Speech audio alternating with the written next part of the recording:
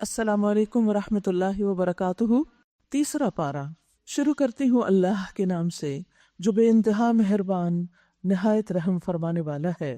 تلک الرسل فضلنا بعدهم علی بعد، یہ رسول ہم نے ان کو ایک دوسرے سے بڑھ چڑھ کر مرتبے عطا کیے، ہم نے ان میں سے بعض کو بعض پر فضیلت عطا کی۔ اللہ سبحانہ وتعالیٰ نے دنیا میں جتنی بھی چیزیں بنائی ہیں، اگر آپ ان میں غور و فکر کریں تو ہر قسم کی اشیاء میں سے بعض کو بعض پر فضیلت ہوتی ہے۔ عام انسانوں میں سے بھی آپ دیکھیے تو بعض لوگ دوسروں کے مقابلے میں زیادہ فضیلت رکھتے ہیں، کبھی علم کے اعتبار سے، کبھی مال کے اعتبار سے، کبھی حسن کے اعتبار سے، کبھی کسی خاص علاقے میں ہونے کے اعتبار سے، خاص مواقع کے ملنے کے اعتبار سے۔ تو یہ فضیلتیں متعدد اور مختلف وجوہات کی بنا پر ہوتی ہیں، اور یہ اللہ سبحانہ وتعالیٰ کی تقسیم ہے، اور اس میں اس کی خاص حکمتیں ہوتی ہیں۔ اس لیے جب اللہ سبحانہ وتعالیٰ ہمیں اپنے کسی خاص فضل سے نوازے تو اس پر اللہ کا شکر ادا کرنا چاہیے، اور جب دوسروں کو اللہ تعالیٰ فضل عطا کرے تو اس پر بھی راضی رہنا چاہیے، اور اس سے حسد اس اعتبار سے نہیں کرنا چاہیے کہ دوسرے کو یہ سب کچھ کیوں مل گیا، بلکہ اس کی خیر اور بھلائی اور خوبی کو یاد رکھنا چاہیے۔ جیسے ہم نے کل بھی پڑھا، وَلَا تَنْسَوُا الْفَضْلَ بَيْنَكُمْ، آپس میں ایک دوسرے کے ساتھ جو فضل ہے، ایک دوسرے کے ساتھ کی ہوئی خیر اور بھلائی ہے، اس کو نہ بھولو، یعنی دوسروں کی اچھائی پر ہی نظر رکھو۔ تو زندگی میں کچھ انسان ہم سے بڑا مرتبہ رکھتے ہیں، ان کے اس مرتبے کو تسلیم کرنا چاہیے۔ کوئی عمر میں ہم سے بڑا ہوتا ہے، کوئی علم میں بڑا ہوتا ہے، کوئی کسی اور رتبے اور مرتبے میں بڑا ہوتا ہے، جاہ میں بڑا ہوتا ہے، تو اللہ سبحانہ وتعالیٰ نے یہ مرتبے رکھے ہیں۔ اسی طرح جیسے ہم نے کل بھی پڑھا کہ مردوں کو عورتوں پر ایک فضیلت یا ایک درجہ حاصل ہے، تو اس درجے کو بھی مان لینا چاہیے، کیونکہ یہ اللہ تعالیٰ کی تقسیم ہے۔ جو اللہ کی تقسیم سے ناراض ہوتا ہے وہ اپنا ہی نقصان کرتا ہے، اور اس کی زندگی میں بے پناہ مشکلات ہوتی ہیں۔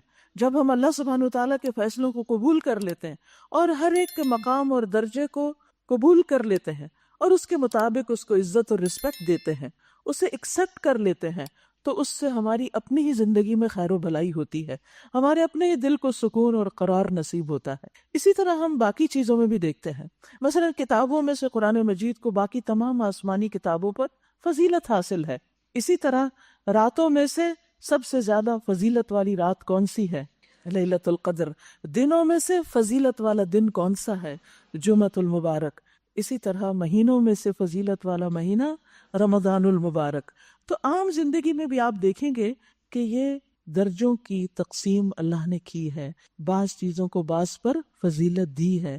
اسی طرح جو ہمارے دینی شاعر ہیں ان کو بھی شہروں میں سے سب سے بڑا فضیلت والا شہر مکہ المکرمہ ہے، گھروں میں سے سب سے معزز گھر اور مسجد بیت اللہ شریف ہے۔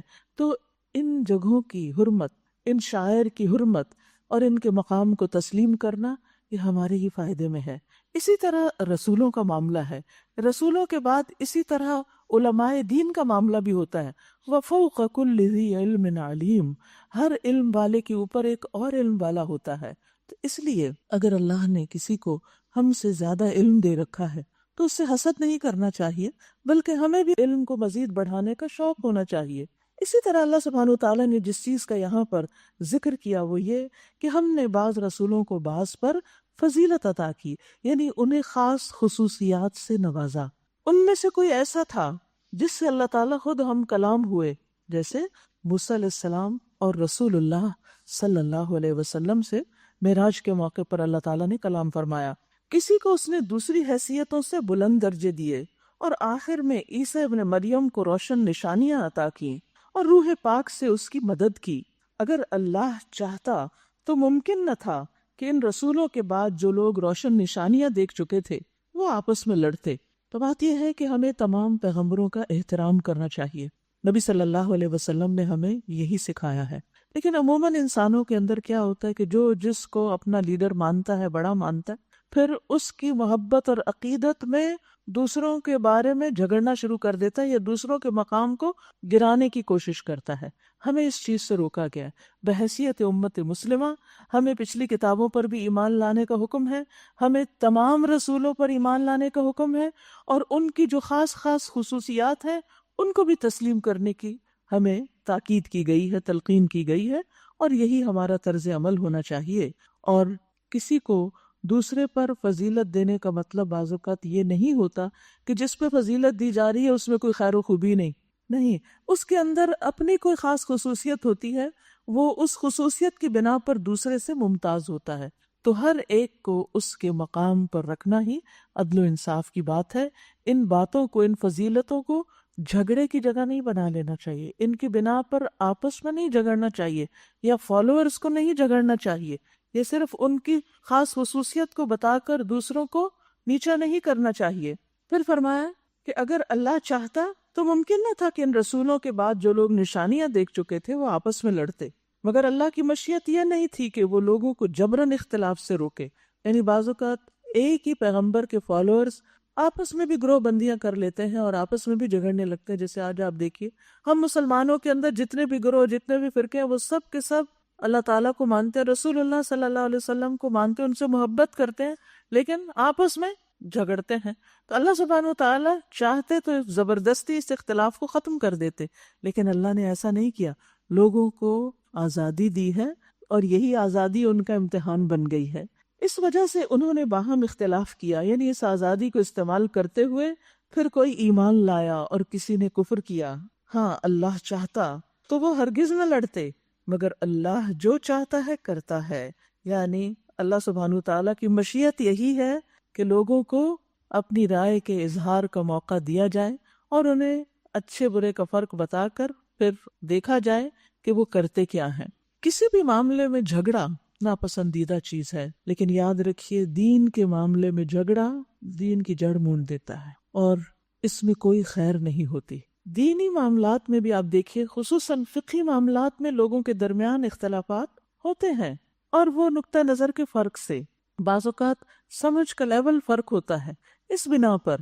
لیکن اس کا یہ مطلب نہیں کہ اگر ہمیں ایک بات ایک طرح سے سمجھ آئی ہے اور دوسرے کو دوسری طرح سے، تو ہم اس کو گمراہ قرار دینے پہ تل جائیں، اور پھر اگر وہ ہماری رائے سے اتفاق نہ کرے تو ہم اس سے لڑنے جھگڑنے لگ جائیں اور اس کو برا بھلا کہنے لگے اور لوگوں کو اس سے روکنے لگے۔ اس سے انتشار پھیلتا ہے، امت کی وحدت پارا پارا ہوتی ہے۔ لہٰذا اگر آپ دین کی ایک بات کو ایک طریقے سے سمجھیں اور اس پر عمل کرنا چاہتے ہیں تو کریں، اپنے نقطہ نظر کی بنیاد دلیل پر رکھیں اور اپنی دلیل آپ دوسروں کو بھی بتائیں۔ لیکن اگر کوئی اس کو تسلیم نہیں کرتا تو اس کو اس کے حال پر چھوڑ دیں، اس کا معاملہ اللہ کے ساتھ ہے۔ ہمیں اس کے ساتھ لڑ جھگڑ کر خود کو بد اخلاقی کا مرتکب کرنے کی ضرورت نہیں، اور اپنے نیک اعمال کو ضائع کرنے کی، کیونکہ اس سے برکتیں اٹھ جاتی ہیں۔ جب آپس کے اختلافات اور لڑائی جھگڑے اور نفرتیں اور بغض جہاں پر بھی پایا جاتا ہے، خواہ وہ دین کے نام پر ہی کیوں نہ ہو، وہاں سے پھر برکتیں اور رحمتیں ختم ہو جاتی ہیں، اور دین جس مقصد کے لیے آیا ہے وہ مقصد فوت ہو جاتا ہے۔ پھر فرمایا یا ایھا الذین آمنوا، اے لوگو جو ایمان لائے ہو، انفقوا مما رزقناکم من قبل ان یأتی یوم لا بیع فیہ ولا خلۃ ولا شفاعہ۔ اے لوگو جو ایمان لائے ہو، جو کچھ مال و متاع ہم نے تمہیں بخشا ہے، جو بھی رزق ہم نے تمہیں دیا ہے، اس میں سے خرچ کرو۔ پہلے پارے میں بھی ہمیں کیا کہا گیا تھا؟ وَمِمَّا رَزَقْنَاهُمْ يُنْفِقُونَ، کہ اس میں سے جو ہم نے انہیں رزق دیا وہ خرچ کرتے ہیں۔ یہاں پر ایمان والوں کو براہ راست خطاب کر کے کہا جا رہا ہے کہ خرچ کرو، صدقہ کرو، زکوٰۃ بھی اور صدقات بھی، خیرات بھی، جہاں جہاں جس جس چیز کی ضرورت ہو اور جس کا تقاضا ہو خرچ کرتے رہو۔ من قبل ان یأتی یوم، اس سے پہلے کہ وہ دن آ جائے۔ کون سا دن؟ قیامت کا دن۔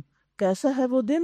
لا بیع فیہ، جس میں کوئی تجارت نہ ہوگی، خرید و فروخت نہ ہوگی، ولا خلۃ، اور نہ ہی کوئی گہری دوستی، ولا شفاعت، اور نہ کسی کی سفارش کام آئے گی۔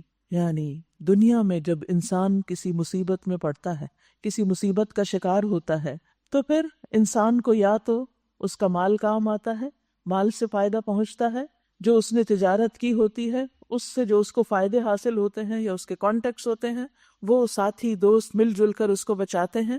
ولا خلۃ، لیکن وہاں تو ایسے ساتھی بھی کام نہ آئیں گے، کوئی دوستی کام نہ آئے گی۔ اور خلہ عام دوستی کو نہیں کہتے، خاص دوستی کو کہتے ہیں، خلیل سے ہے یہ۔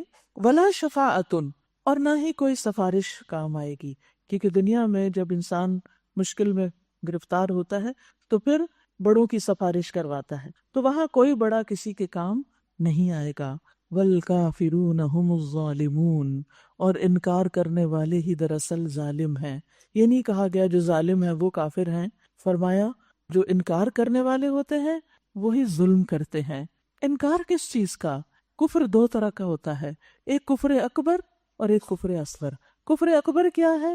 اللہ کا انکار، رسولوں کا انکار، آخرت کا انکار، یعنی ایمانیات میں سے کسی چیز کا انکار انسان کو کفر اکبر تک پہنچا دیتا ہے، ملت اسلام سے خارج کر دیتا ہے۔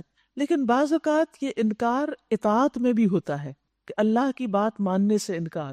تو یاد رکھیے کہ جو کفر اکبر کا مرتکب ہوتا ہے وہ بھی اپنے اوپر ظلم کرتا ہے، کیونکہ اللہ ہی نے تو سب کچھ دیا، یہ زندگی اللہ نے دی، رزق وہ دے رہا ہے، ہر طرح کی نعمتیں اس نے دی، اور پھر انسان اسی کو ماننے سے انکار کر دے، اس کی عبادت سے انکار کر دے، بہت بڑا ظلم ہے۔ ظلم ہوتا ہے نا کسی کو اس کے حق سے محروم کرنا، تو یہ اللہ کا حق نہ دینا دراصل ظلم ہے، لیکن یہ ظلم انسان کے اپنے اوپر پلٹتا ہے۔ پھر اسی طرح یہ ہے کہ جب اللہ سبحانہ و تعالیٰ کسی کام کے کرنے کا حکم دے تو ہمارا فرض کیا بنتا ہے کہ وہ کام کر لے، اور جو اس سے انکار کرے، مثلاً اگر کوئی زکوٰۃ دینے سے انکار کرتا ہے تو وہ کس پر ظلم کرتا ہے؟ غریبوں پر بھی کرتا ہے، ان حقداروں پر بھی کرتا ہے کہ جن کا حق ہے زکوٰۃ، اور اس کے ساتھ ساتھ وہ اپنے آپ پر بھی ظلم کرتا ہے۔ والکافرون هم الظالمون، اللہ کے احکامات سے انکار کرنے والے دراصل ظلم کرنے والے لوگ ہوتے ہیں، چاہے حقوق العباد میں کوئی کمی کر رہے ہوں یا حقوق اللہ میں کوئی کمی کر رہے ہوں، یہ دراصل ظلم ہی کی قسم ہے اور انسان اپنے آپ ہی کو نقصان دیتا ہے۔ پھر اس کے بعد قرآن مجید کی سب سے عظیم آیت آ رہی ہے جس کو کہتے ہیں آیت الکرسی، کیونکہ اس میں کرسی کا لفظ آیا ہے۔ آیت الکرسی اللہ سبحانہ وتعالی کا بہترین تعارف ہے۔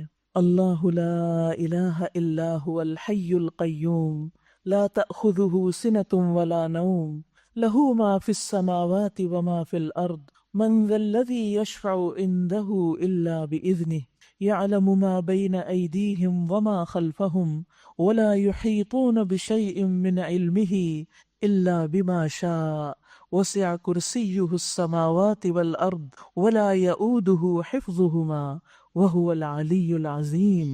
بہت ہی خوبصورت آیت ہے۔ اللہ سبحانہ وتعالیٰ فرماتے ہیں اللہ نہیں کوئی الہ، نہیں کوئی معبود حقیقی مگر وہی، وہ زندہ ہے، وہ قائم رکھنے والا ہے، نہ وہ سوتا ہے نہ اسے اونگ لگتی ہے، زمین اور آسمانوں میں جو کچھ ہے اسی کا ہے، کون ہے جو اس کی جناب میں اس کی اجازت کے بغیر سفارش کر سکے؟ جو کچھ بندوں کے سامنے ہے اسے بھی وہ جانتا ہے، اور جو کچھ ان سے اوجھل ہے اس سے بھی واقف ہے، اور اس کی معلومات میں سے کوئی چیز ان کی گرفت ادراک میں نہیں آ سکتی الا یہ کہ کسی چیز کا علم وہ خود ہی ان کو دینا چاہے۔ وسع کرسیہ السماوات والارض، اور اس کی کرسی آسمان و زمین پر شائع ہوئی ہے۔ ولا یؤودہ حفظہما، اور نہیں تھکاتی اس کو ان دونوں کی یعنی آسمان و زمین کی حفاظت۔ وہو العلی العظیم، اور وہ بلند ہے، بہت عظمت والا ہے، بہت بڑا ہے۔ حضرت ابی سے روایت ہے کہ نبی صلی اللہ علیہ وسلم نے ان سے ایک مرتبہ پوچھا کہ اللہ کی کتاب میں سب سے عظیم آیت کون سی ہے؟ انہوں نے کہا کہ اللہ اور اس کا رسول ہی زیادہ جانتے ہیں۔ یہ صحابہ کا ایک طریقہ تھا ادب کا، احترام کا۔ بعض اوقات انہیں جواب آتا بھی ہوتا تھا تو وہ آپ سے آگے بڑھ چڑھ کر نہیں بولتے تھے، وہ اس بات کا انتظار کرتے تھے کہ آپ خود کیا فرماتے ہیں، لیکن آپ نے یہ سوال کئی مرتبہ دہرایا تو حضرت ابی ابن کعب نے کہا کہ آیت الکرسی۔ آپ صلی اللہ علیہ وسلم نے یہ سن کے فرمایا ابو المنذر ان کی کنیت ہے، تمہیں علم مبارک ہو، اس ذات کی قسم جس کے ہاتھ میں میری جان ہے، عرش کے پائے کے پاس یہ اللہ بادشاہ کی پاکیزگی بیان کرتی ہوگی، اور اس کی ایک زبان اور دو ہونٹ ہوں گے، یعنی قیامت کے دن اس کو ایک شکل دی جائے گی۔ تو یہ آیت قرآن مجید کی عظیم ترین آیت ہے۔ اس کے پڑھنے کے کچھ مقامات ہیں، کچھ مواقع ہیں کہ کہاں کہاں اس کو پڑھنا چاہیے۔ سب سے پہلے ہر فرض نماز کے بعد جو ہی سلام پھیرے بات کیے بغیر آیت الکرسی پڑھیں۔ رسول اللہ صلی اللہ علیہ وسلم نے فرمایا جو شخص ہر فرض نماز کے بعد آیت الکرسی پڑھے اس کو موت کے علاوہ کوئی چیز جنت میں جانے سے نہیں روک سکتی۔ پھر اسی طرح صبح و شام اس کو پڑھنا چاہیے، کیونکہ جو شخص اس کو صبح شام پڑھتا ہے وہ جنات سے محفوظ رہے گا۔ محمد بن ابی بن کعب اپنے والد سے روایت کرتے ہیں کہ ان کے کھجوروں کے کھلیان تھے اور وہ اس میں کمی دیکھ رہے تھے کہ کھجوریں کم ہوتی جا رہی ہیں۔ تو ایک رات انہوں نے چور کو پکڑ لیا جو جانور سے مشابہ ایک نو عمر لڑکا تھا۔ انہوں نے اس کو سلام کیا تو اس نے جواب دیا۔ انہوں نے کہا تم کون ہو، جن یا انسان؟ اس نے کہا میں جن ہوں۔ انہوں نے کہا اپنا ہاتھ میری طرف بڑھاؤ، تو اس نے ہاتھ بڑھایا۔ اس کا ہاتھ کتے کے ہاتھ کی طرح تھا اور اس کے بال کتے کے بال کی طرح تھے۔ انہوں نے پوچھا کیا جنوں کی تخلیق اس طرح ہوتی ہے، یعنی جن اس طرح کے ہوتے ہیں؟ اس نے کہا جن یہ جانتے ہیں کہ جنوں میں مجھ سے زیادہ شدید اور کوئی نہیں، یعنی یہ نہیں کہا کہ سب جن اس طرح کے ہیں، بلکہ کہا کہ میں بہت شدید جن ہوں، یعنی اس کی تخلیق اس طرح کی ہے۔ انہوں نے کہا تم میرے پاس کیوں آئے ہو؟ اس نے کہا ہمیں خبر ملی ہے کہ تم صدقہ کرنا بہت پسند کرتے، تو ہم تمہارے کھانے میں سے اپنا حصہ لینے آئے ہیں۔ انہوں نے کہا کیا چیز تم سے بچا سکتی ہے؟ اس نے کہا وہ آیت جو سورۃ البقرہ میں ہے، اللہ لا الہ الا هو الحی القیوم، جو کوئی اسے رات کو پڑھے گا وہ صبح تک ہم سے پناہ میں رہے گا، جنوں سے محفوظ رہے گا، اور جو صبح پڑھے گا وہ رات تک ہم سے پناہ میں رہے گا، یعنی جنات اس پر اثر نہیں کر سکتے۔ اس کی پابندی کرنا بہت ضروری ہے اور بچوں کو بھی اس کی پابندی سکھا دیں۔ پھر جب صبح کو انہوں نے اس بات کا ذکر نبی صلی اللہ علیہ وسلم سے کیا تو آپ نے فرمایا اس خبیث نے سچ کہا، یعنی بات اس کی درست ہے۔ اسی طرح رات کے وقت سوتے وقت آیت الکرسی لازم پڑھنی چاہیے۔ ابو ہریرہ کہتے ہیں کہ رسول اللہ صلی اللہ علیہ وسلم نے مجھے صدقہ فطر کی حفاظت کے لیے مقرر کیا، تو ایک آنے والا میرے پاس آیا اور دونوں ہاتھ بھر کے غلہ لینے لگا، تو میں نے اسے پکڑ لیا اور کہا کہ میں تجھے رسول اللہ صلی اللہ علیہ وسلم کے پاس لے چلوں گا۔ پھر انہوں نے پوری حدیث بیان کی اور اس کے آخر میں یہ تھا کہ پھر اس نے کہا کہ جب تم اپنے بستر پر سونے کے لیے جاؤ، یعنی بستر پر جاؤ، لیٹتے ہی آیت الکرسی پڑھ لو، اللہ کی طرف سے تم پر مسلسل ایک نگران مقرر رہے گا، یعنی مفت کا باڈی گارڈ، اور شیطان صبح تک تمہارے پاس بھی نہ پھٹکے گا۔ اس پر نبی صلی اللہ علیہ وسلم نے فرمایا ہے تو وہ جھوٹا مگر یہ بات اس نے سچ کہی ہے کہ بات ایسے ہی ہے۔ لہٰذا ہر فرض نماز کے بعد، صبح و شام، اور رات کو سوتے وقت، اور اس کے علاوہ جب آپ چاہیں پڑھیں، تو یہ آیت جو ہے اس کے پڑھنے کے فوائد بھی ہیں کہ یہ حفاظت کے لیے ہے۔ اس آیت کو آیت الکرسی کہا جاتا ہے۔ کرسی کیا ہے؟ ابن عباس کہتے ہیں کہ کرسی پاؤں کی جگہ ہے، یعنی فٹ سٹول، اور عرش کی اصل مقدار کا کوئی بھی اندازہ نہیں لگا سکتا کہ اللہ کا عرش کتنا بڑا ہے۔ ابو ذر کہتے ہیں کہ میں مسجد حرام میں داخل ہوا اور رسول اللہ صلی اللہ علیہ وسلم کو اکیلے دیکھ کر آپ کے پاس آ کر بیٹھ گیا۔ میں نے کہا یا رسول اللہ، آپ پر نازل ہونے والی کون سی آیت افضل ہے؟ آپ نے فرمایا آیت الکرسی۔ پھر فرمایا کہ کرسی کے مقابلے میں 7 آسمان اس طرح ہیں جیسے بیابان زمین میں کوئی چھلا پڑا ہو، چھوٹا سا رنگ ہو، بہت بڑے وسیع میدان میں ایک چھوٹا سا رنگ۔ تو کرسی کے مقابلے میں یہ 7 آسمان کیا ہے؟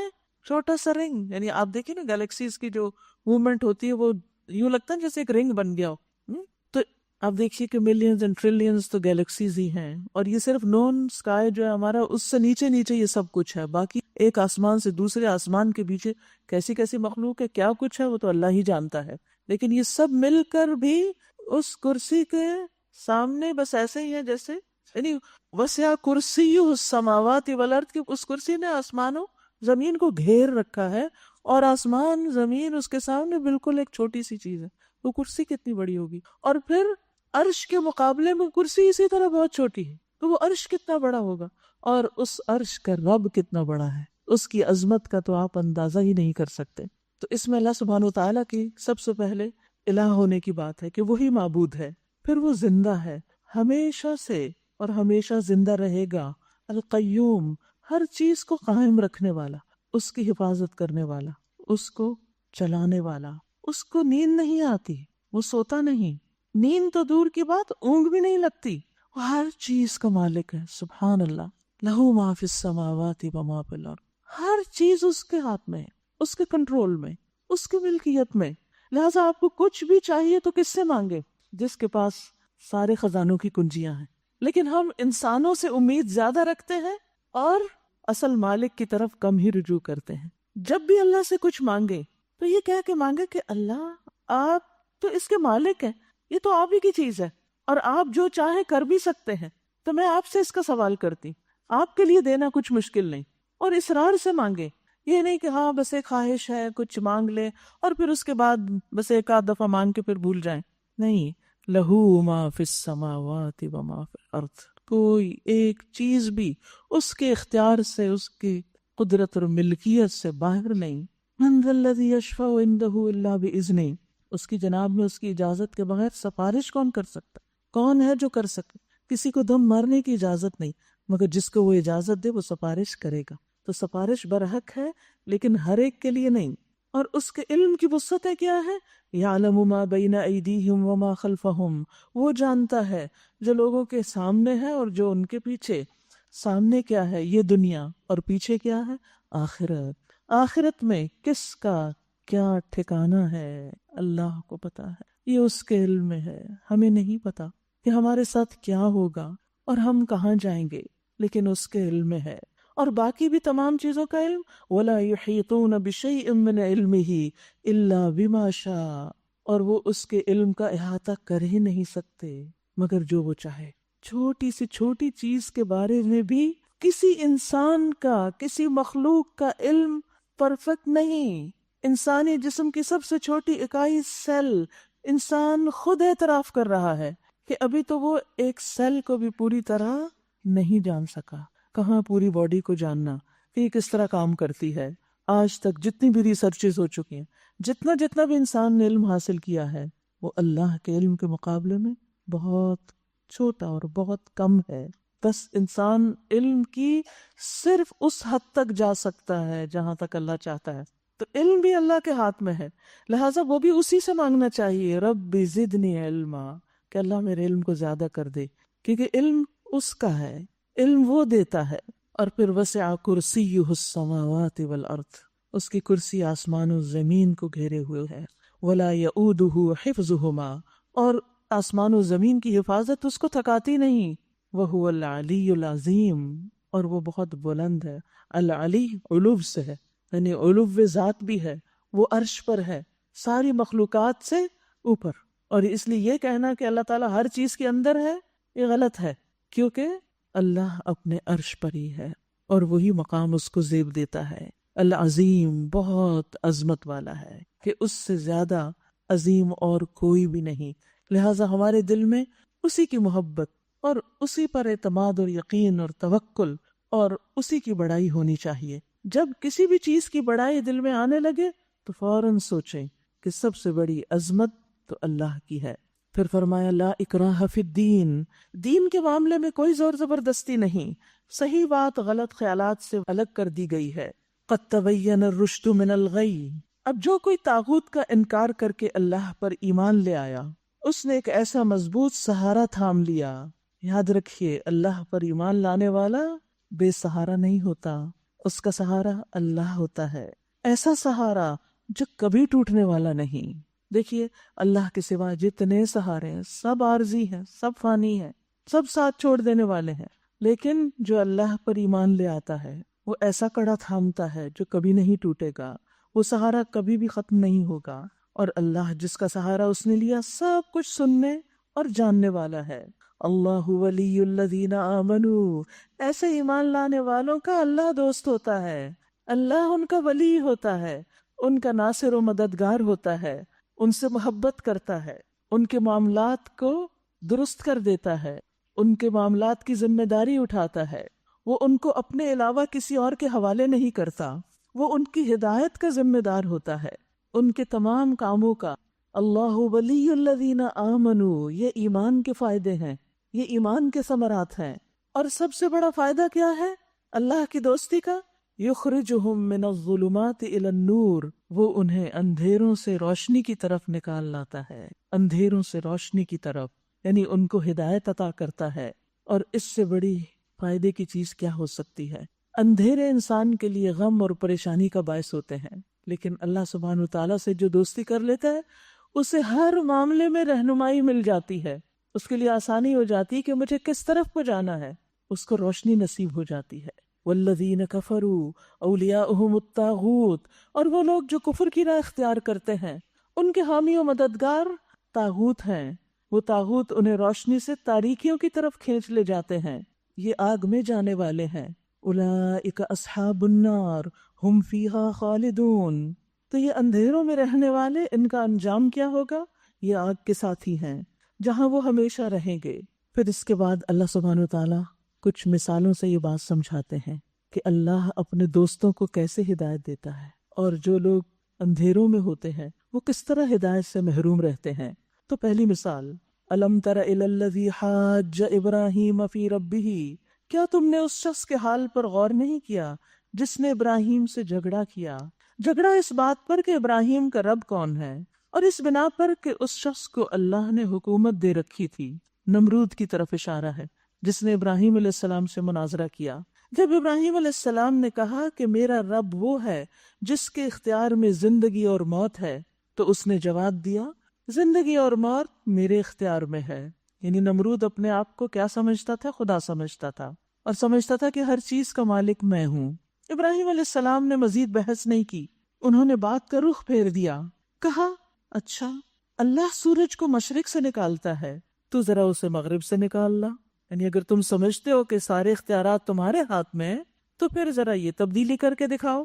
یہ سن کر وہ جس نے کفر کیا تھا وہ حیران ہو گیا، لاجواب ہو گیا، لیکن اس دلیل کے سامنے آنے کے باوجود ہدایت نہیں پائی۔ کیوں؟ اس لیے کہ واللہ لا یہدی القوم الظالمین، اللہ ظالم قوم کو ہدایت نہیں دیتا، ظالموں کو ہدایت نہیں دیتا، ظالموں کو ہدایت نہیں ملتی۔ یہ ظالم کون ہے؟ جو حق دیکھ کر بھی آنکھیں بند کر لیں، حق بات سن کر اپنے کان بند کر لیں، تو پھر کیا ہوتا ہے؟ ختم اللہ علی قلوبہم وعلی سمعہم وعلی ابصارہم غشاوہ وَلَهُمْ عَذَابٌ عَظِيمٌ۔ یاد رکھیے اللہ نے انسان کو فطرت پر پیدا کیا ہے، لیکن انسان اپنی خواہشات، اپنے دشمن شیطان کے ورغلاوے اور دنیا کی محبت، ان سب چیزوں میں گرفتار ہو کر بعض اوقات جہالت میں ڈوب جاتا ہے، اندھیروں میں ڈوب جاتا ہے، اور حق کو دیکھ نہیں پاتا، سمجھ نہیں پاتا، اور اسے قبول نہیں کرتا۔ ایسا شخص اپنے آپ پر خود ظلم کرتا ہے، اور ظلم کرنے والا پھر ہدایت سے محروم ہو جاتا ہے۔ دوسری مثال، او کالذی یمر علی قریۃ، یا پھر مثال کے طور پر اس شخص کو دیکھو جس کا گزر ایک ایسی بستی پر ہوا جو اپنی چھتوں پر اوندھی گری پڑی تھی۔ اس نے کہا یہ آبادی جو ہلاک ہو چکی ہے، اسے اللہ کس طرح دوبارہ زندگی بخشے گا؟ اس پر اللہ نے اس کی روح قبض کر لی، یعنی اس کو سمجھ نہیں آئی کہ وہ قیامت کے دن کیسے ہوگا، یہ سب دوبارہ کیسے جی اٹھیں گے۔ آخرت پر ایمان کے بارے میں اس کے دل میں ایک وسوسہ سا آ گیا، تو اللہ سبحانہ وتعالیٰ نے اس کو مار دیا، اور وہ 100 سال تک مردہ پڑا رہا۔ پھر اللہ نے اسے دوبارہ زندگی بخشی اور اس سے پوچھا بتاؤ کتنی مدت پڑے رہے ہو؟ اس نے کہا 1 دن یا چند گھنٹے۔ فرمایا تم 100 سال اسی حالت میں رہے ہو، اب ذرا اپنے کھانے اور پانی کو دیکھو، اس میں ذرا تبدیلی نہیں ہوئی۔ کھانا تو تھوڑی دیر کے بعد باسی ہونے لگتا ہے، لیکن اللہ تعالیٰ کے حکم سے ہی سب کچھ ہوتا ہے نا، اور اگر اللہ کھانے کو حکم دے کہ تم باسی نہ ہو تو وہ نہیں ہوگا، تو ویسے ہی تر و تازہ رہے گا، کیونکہ اصل حکم تو اللہ ہی کا ہے۔ پھر فرمایا کہ دوسری طرف ذرا اپنے گدھے کو بھی دیکھو کہ اس کا پنجر تک بسیدہ ہو رہا ہے، یعنی وہ بالکل مر کے ختم ہو چکا ہے، اور یہ ہم نے اس لیے کیا ہے کہ ہم تمہیں لوگوں کے لیے ایک نشانی بنا دینا چاہتے ہیں۔ پھر دیکھو کہ ہڈیوں کے اس پنجر کو ہم کس طرح اٹھا کر گوشت پوست اس پر چڑھاتے ہیں۔ اس طرح جب حقیقت اس کے سامنے بالکل نمایاں ہو گئی تو اس نے کہا میں جانتا ہوں اللہ ہر چیز پر قدرت رکھتا ہے، اللہ سب کچھ کر سکتا ہے۔ تو آپ دیکھیے کہ اس شخص کے ذہن میں ایک خیال آیا تھا، ایک ڈاؤٹ آیا تھا، تو اس پر اس کی پکڑ ہو گئی، لیکن چونکہ وہ بات کو سمجھنا چاہتا تھا، ہدایت پانا چاہتا تھا، تو اللہ تعالیٰ نے اس کو بھی ہدایت دی اور اس کے ذریعے بے شمار لوگوں کو اس کو مثال بنا دیا، اور وہ مثال قرآن میں رکھ دی، اور آج ہم بھی اس سے ہدایت پا رہے ہیں۔ تو ہمیں اپنے دل میں آنے والے خیالات پر بھی نظر رکھنی چاہیے۔ ہم میں سے ہر ایک کے اندر وسوسے آتے ہیں، یہ قدرتی سی بات ہے، ان کو جگہ نہیں دینی چاہیے، ان کو نکالنے کی کوشش کرنی چاہیے۔ ایاک نستعین کتاب میں وہ دعائیں جمع کر دی گئی ہیں جو وسوسوں سے بچاؤ کا ذریعہ ہیں، کیونکہ بعض لوگ بعض اوقات بہت بیمار بھی ہو جاتے ہیں کچھ وسوسوں کے بار بار آنے کی وجہ سے، اور کبھی کبھی دین کے بارے میں، کسی حکم کے بارے میں کوئی شک و شبہ آنے لگتا ہے، تو یہ شک جو ہے اس کو دل میں جگہ نہیں پکڑنی چاہیے، ورنہ دل بیمار ہو جائے گا۔ فی قلوبہم مرض، انسان منافقت کی حدوں کو جا چھونے لگے گا، بلکہ اس میں پڑ ہی جائے گا۔ اس لیے اپنے ایمان کی حفاظت کے لیے ضروری ہے کہ انسان اللہ سے رجوع کرے۔ تو اللہ ولی الذین آمنوا، وسوسہ آئے تو انسان کہے رضیت باللہ ربا، میں اللہ پر ایمان رکھتی ہوں، میں آخرت پر ایمان رکھتی ہوں، میں دوبارہ جی اٹھنے پر ایمان رکھتی ہوں.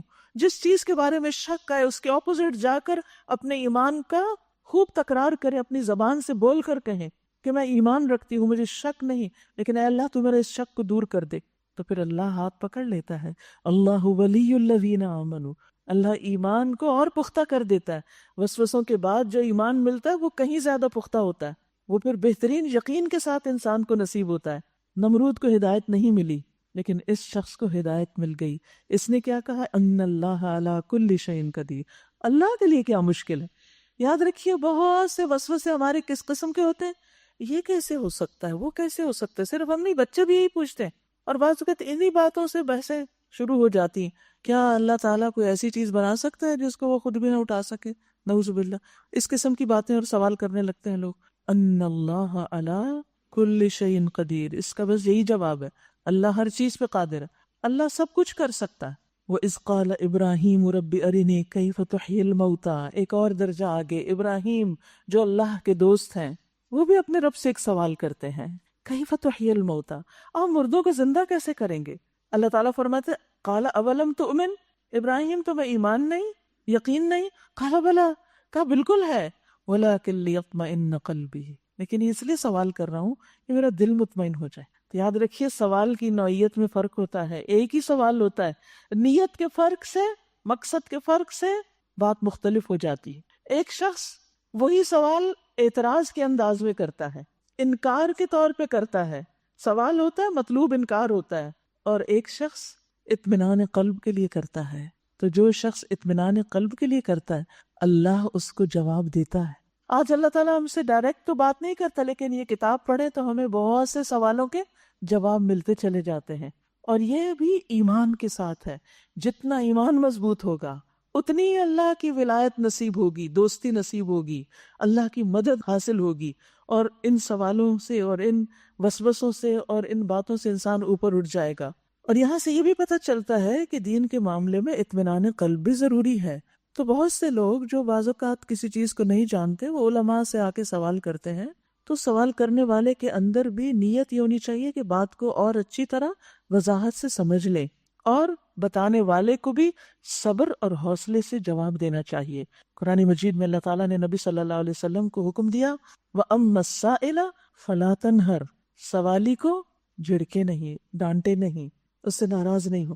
جتنے بھی لوگ قرآن پڑھاتے یا دنیا کی کوئی تعلیم دیتے ان سب کو یہ بات کہوں گی کہ کبھی بھی سوالی کا مذاق نہ اڑائیں، کبھی اس کو حقیر نہ سمجھے، کبھی اس سے ناراض نہ ہو، اس سے اپسٹ نہ ہو. ٹھیک ہے انسان ہے، بعض اوقات لوگ بلا وجہ کی جرا شروع کر دیتے ہیں، غصہ بھی آ جاتا ہے.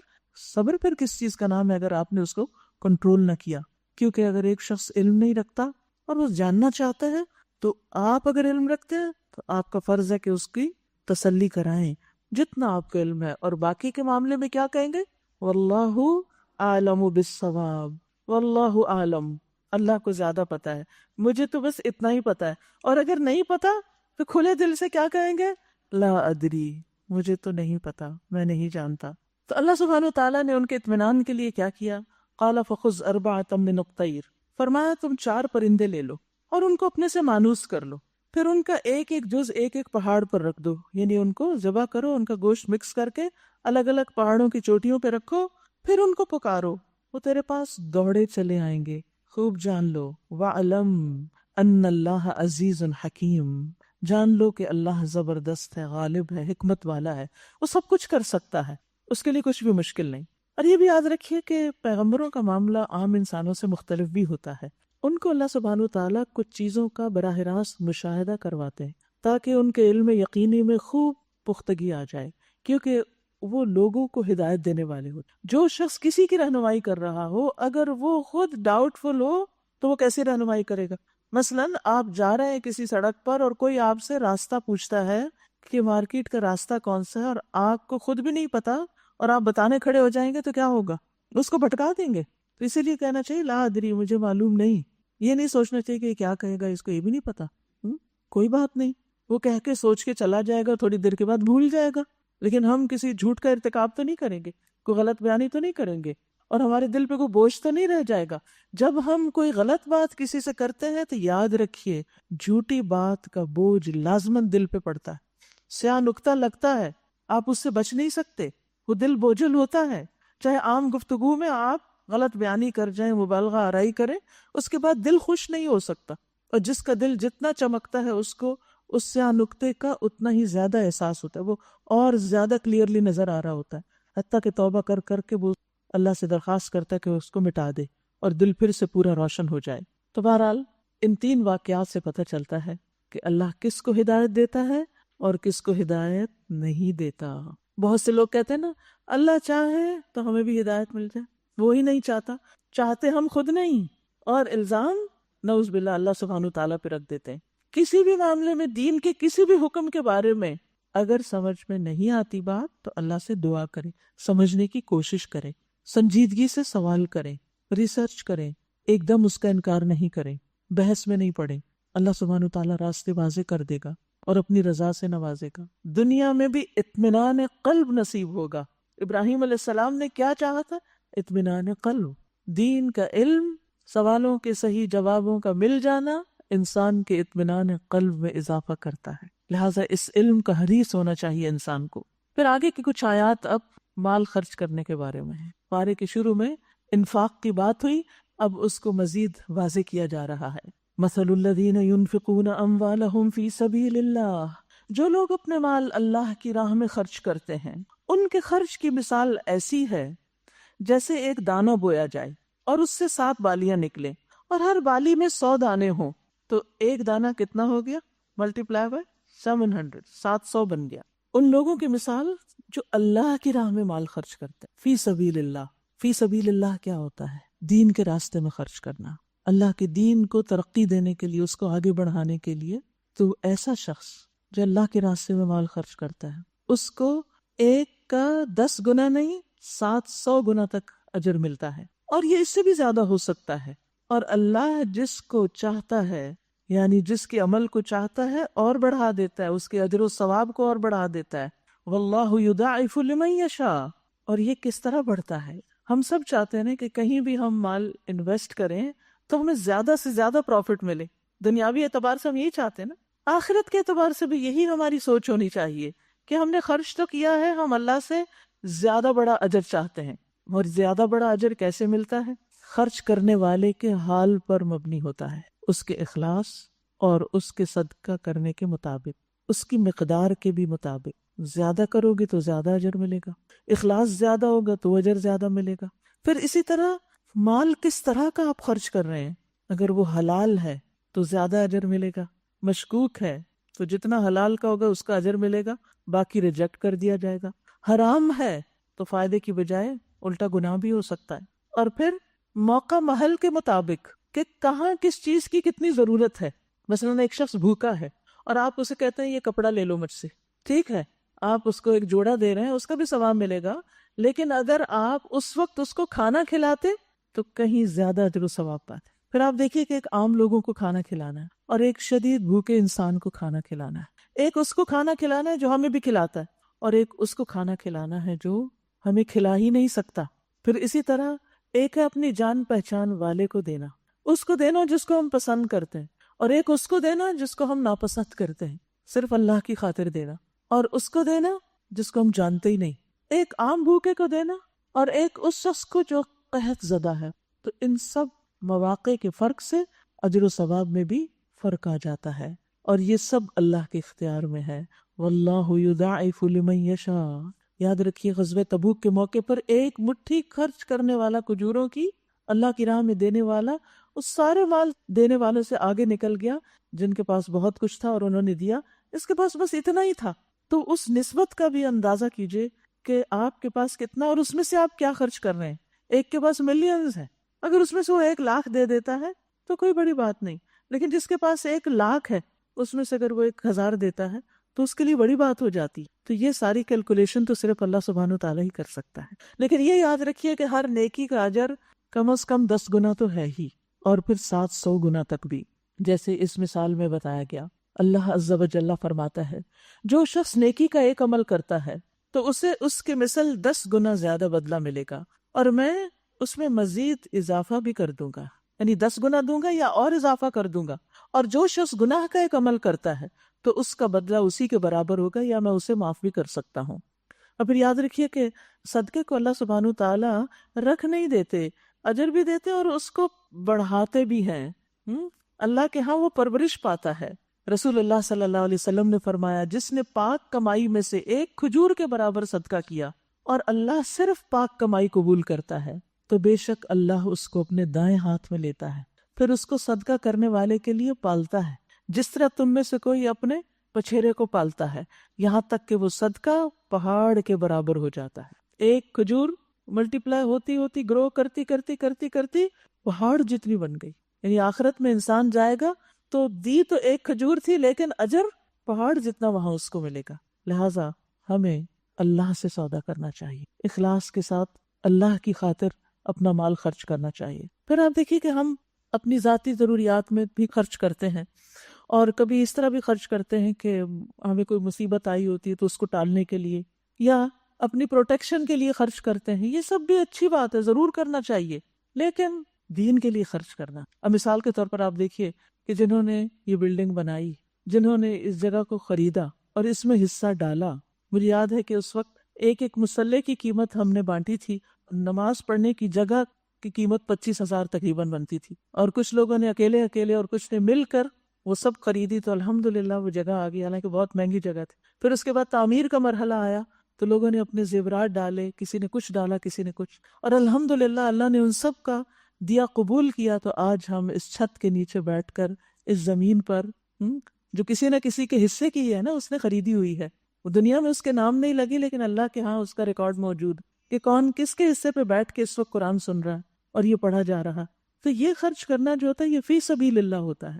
تو ہم اپنی زندگی میں بھی اور مرنے کے بعد بھی فی سبیل اللہ کچھ نہ کچھ وقف کرنے اور وصیت کرنے کا ضرور اہتمام کریں۔ زندگی کا تو کچھ پتہ نہیں، اپنا کچھ زیور یا کوئی پراپرٹی کا حصہ یا کوئی چیز کہ یہ ہم اللہ کے راستے میں، نیکی کے کاموں میں، صدقہ جاریہ کے کاموں میں وقف کرتے ہیں، تاکہ ہم مر بھی جائیں، دنیا سے چلے بھی جائیں تو اجر کا سلسلہ جاری رہے اور وہ گرو ہوتا رہے، کیونکہ اللہ کے ہاں تو گرو ہوتا ہے جب اخلاص کے ساتھ دیا جاتا ہے۔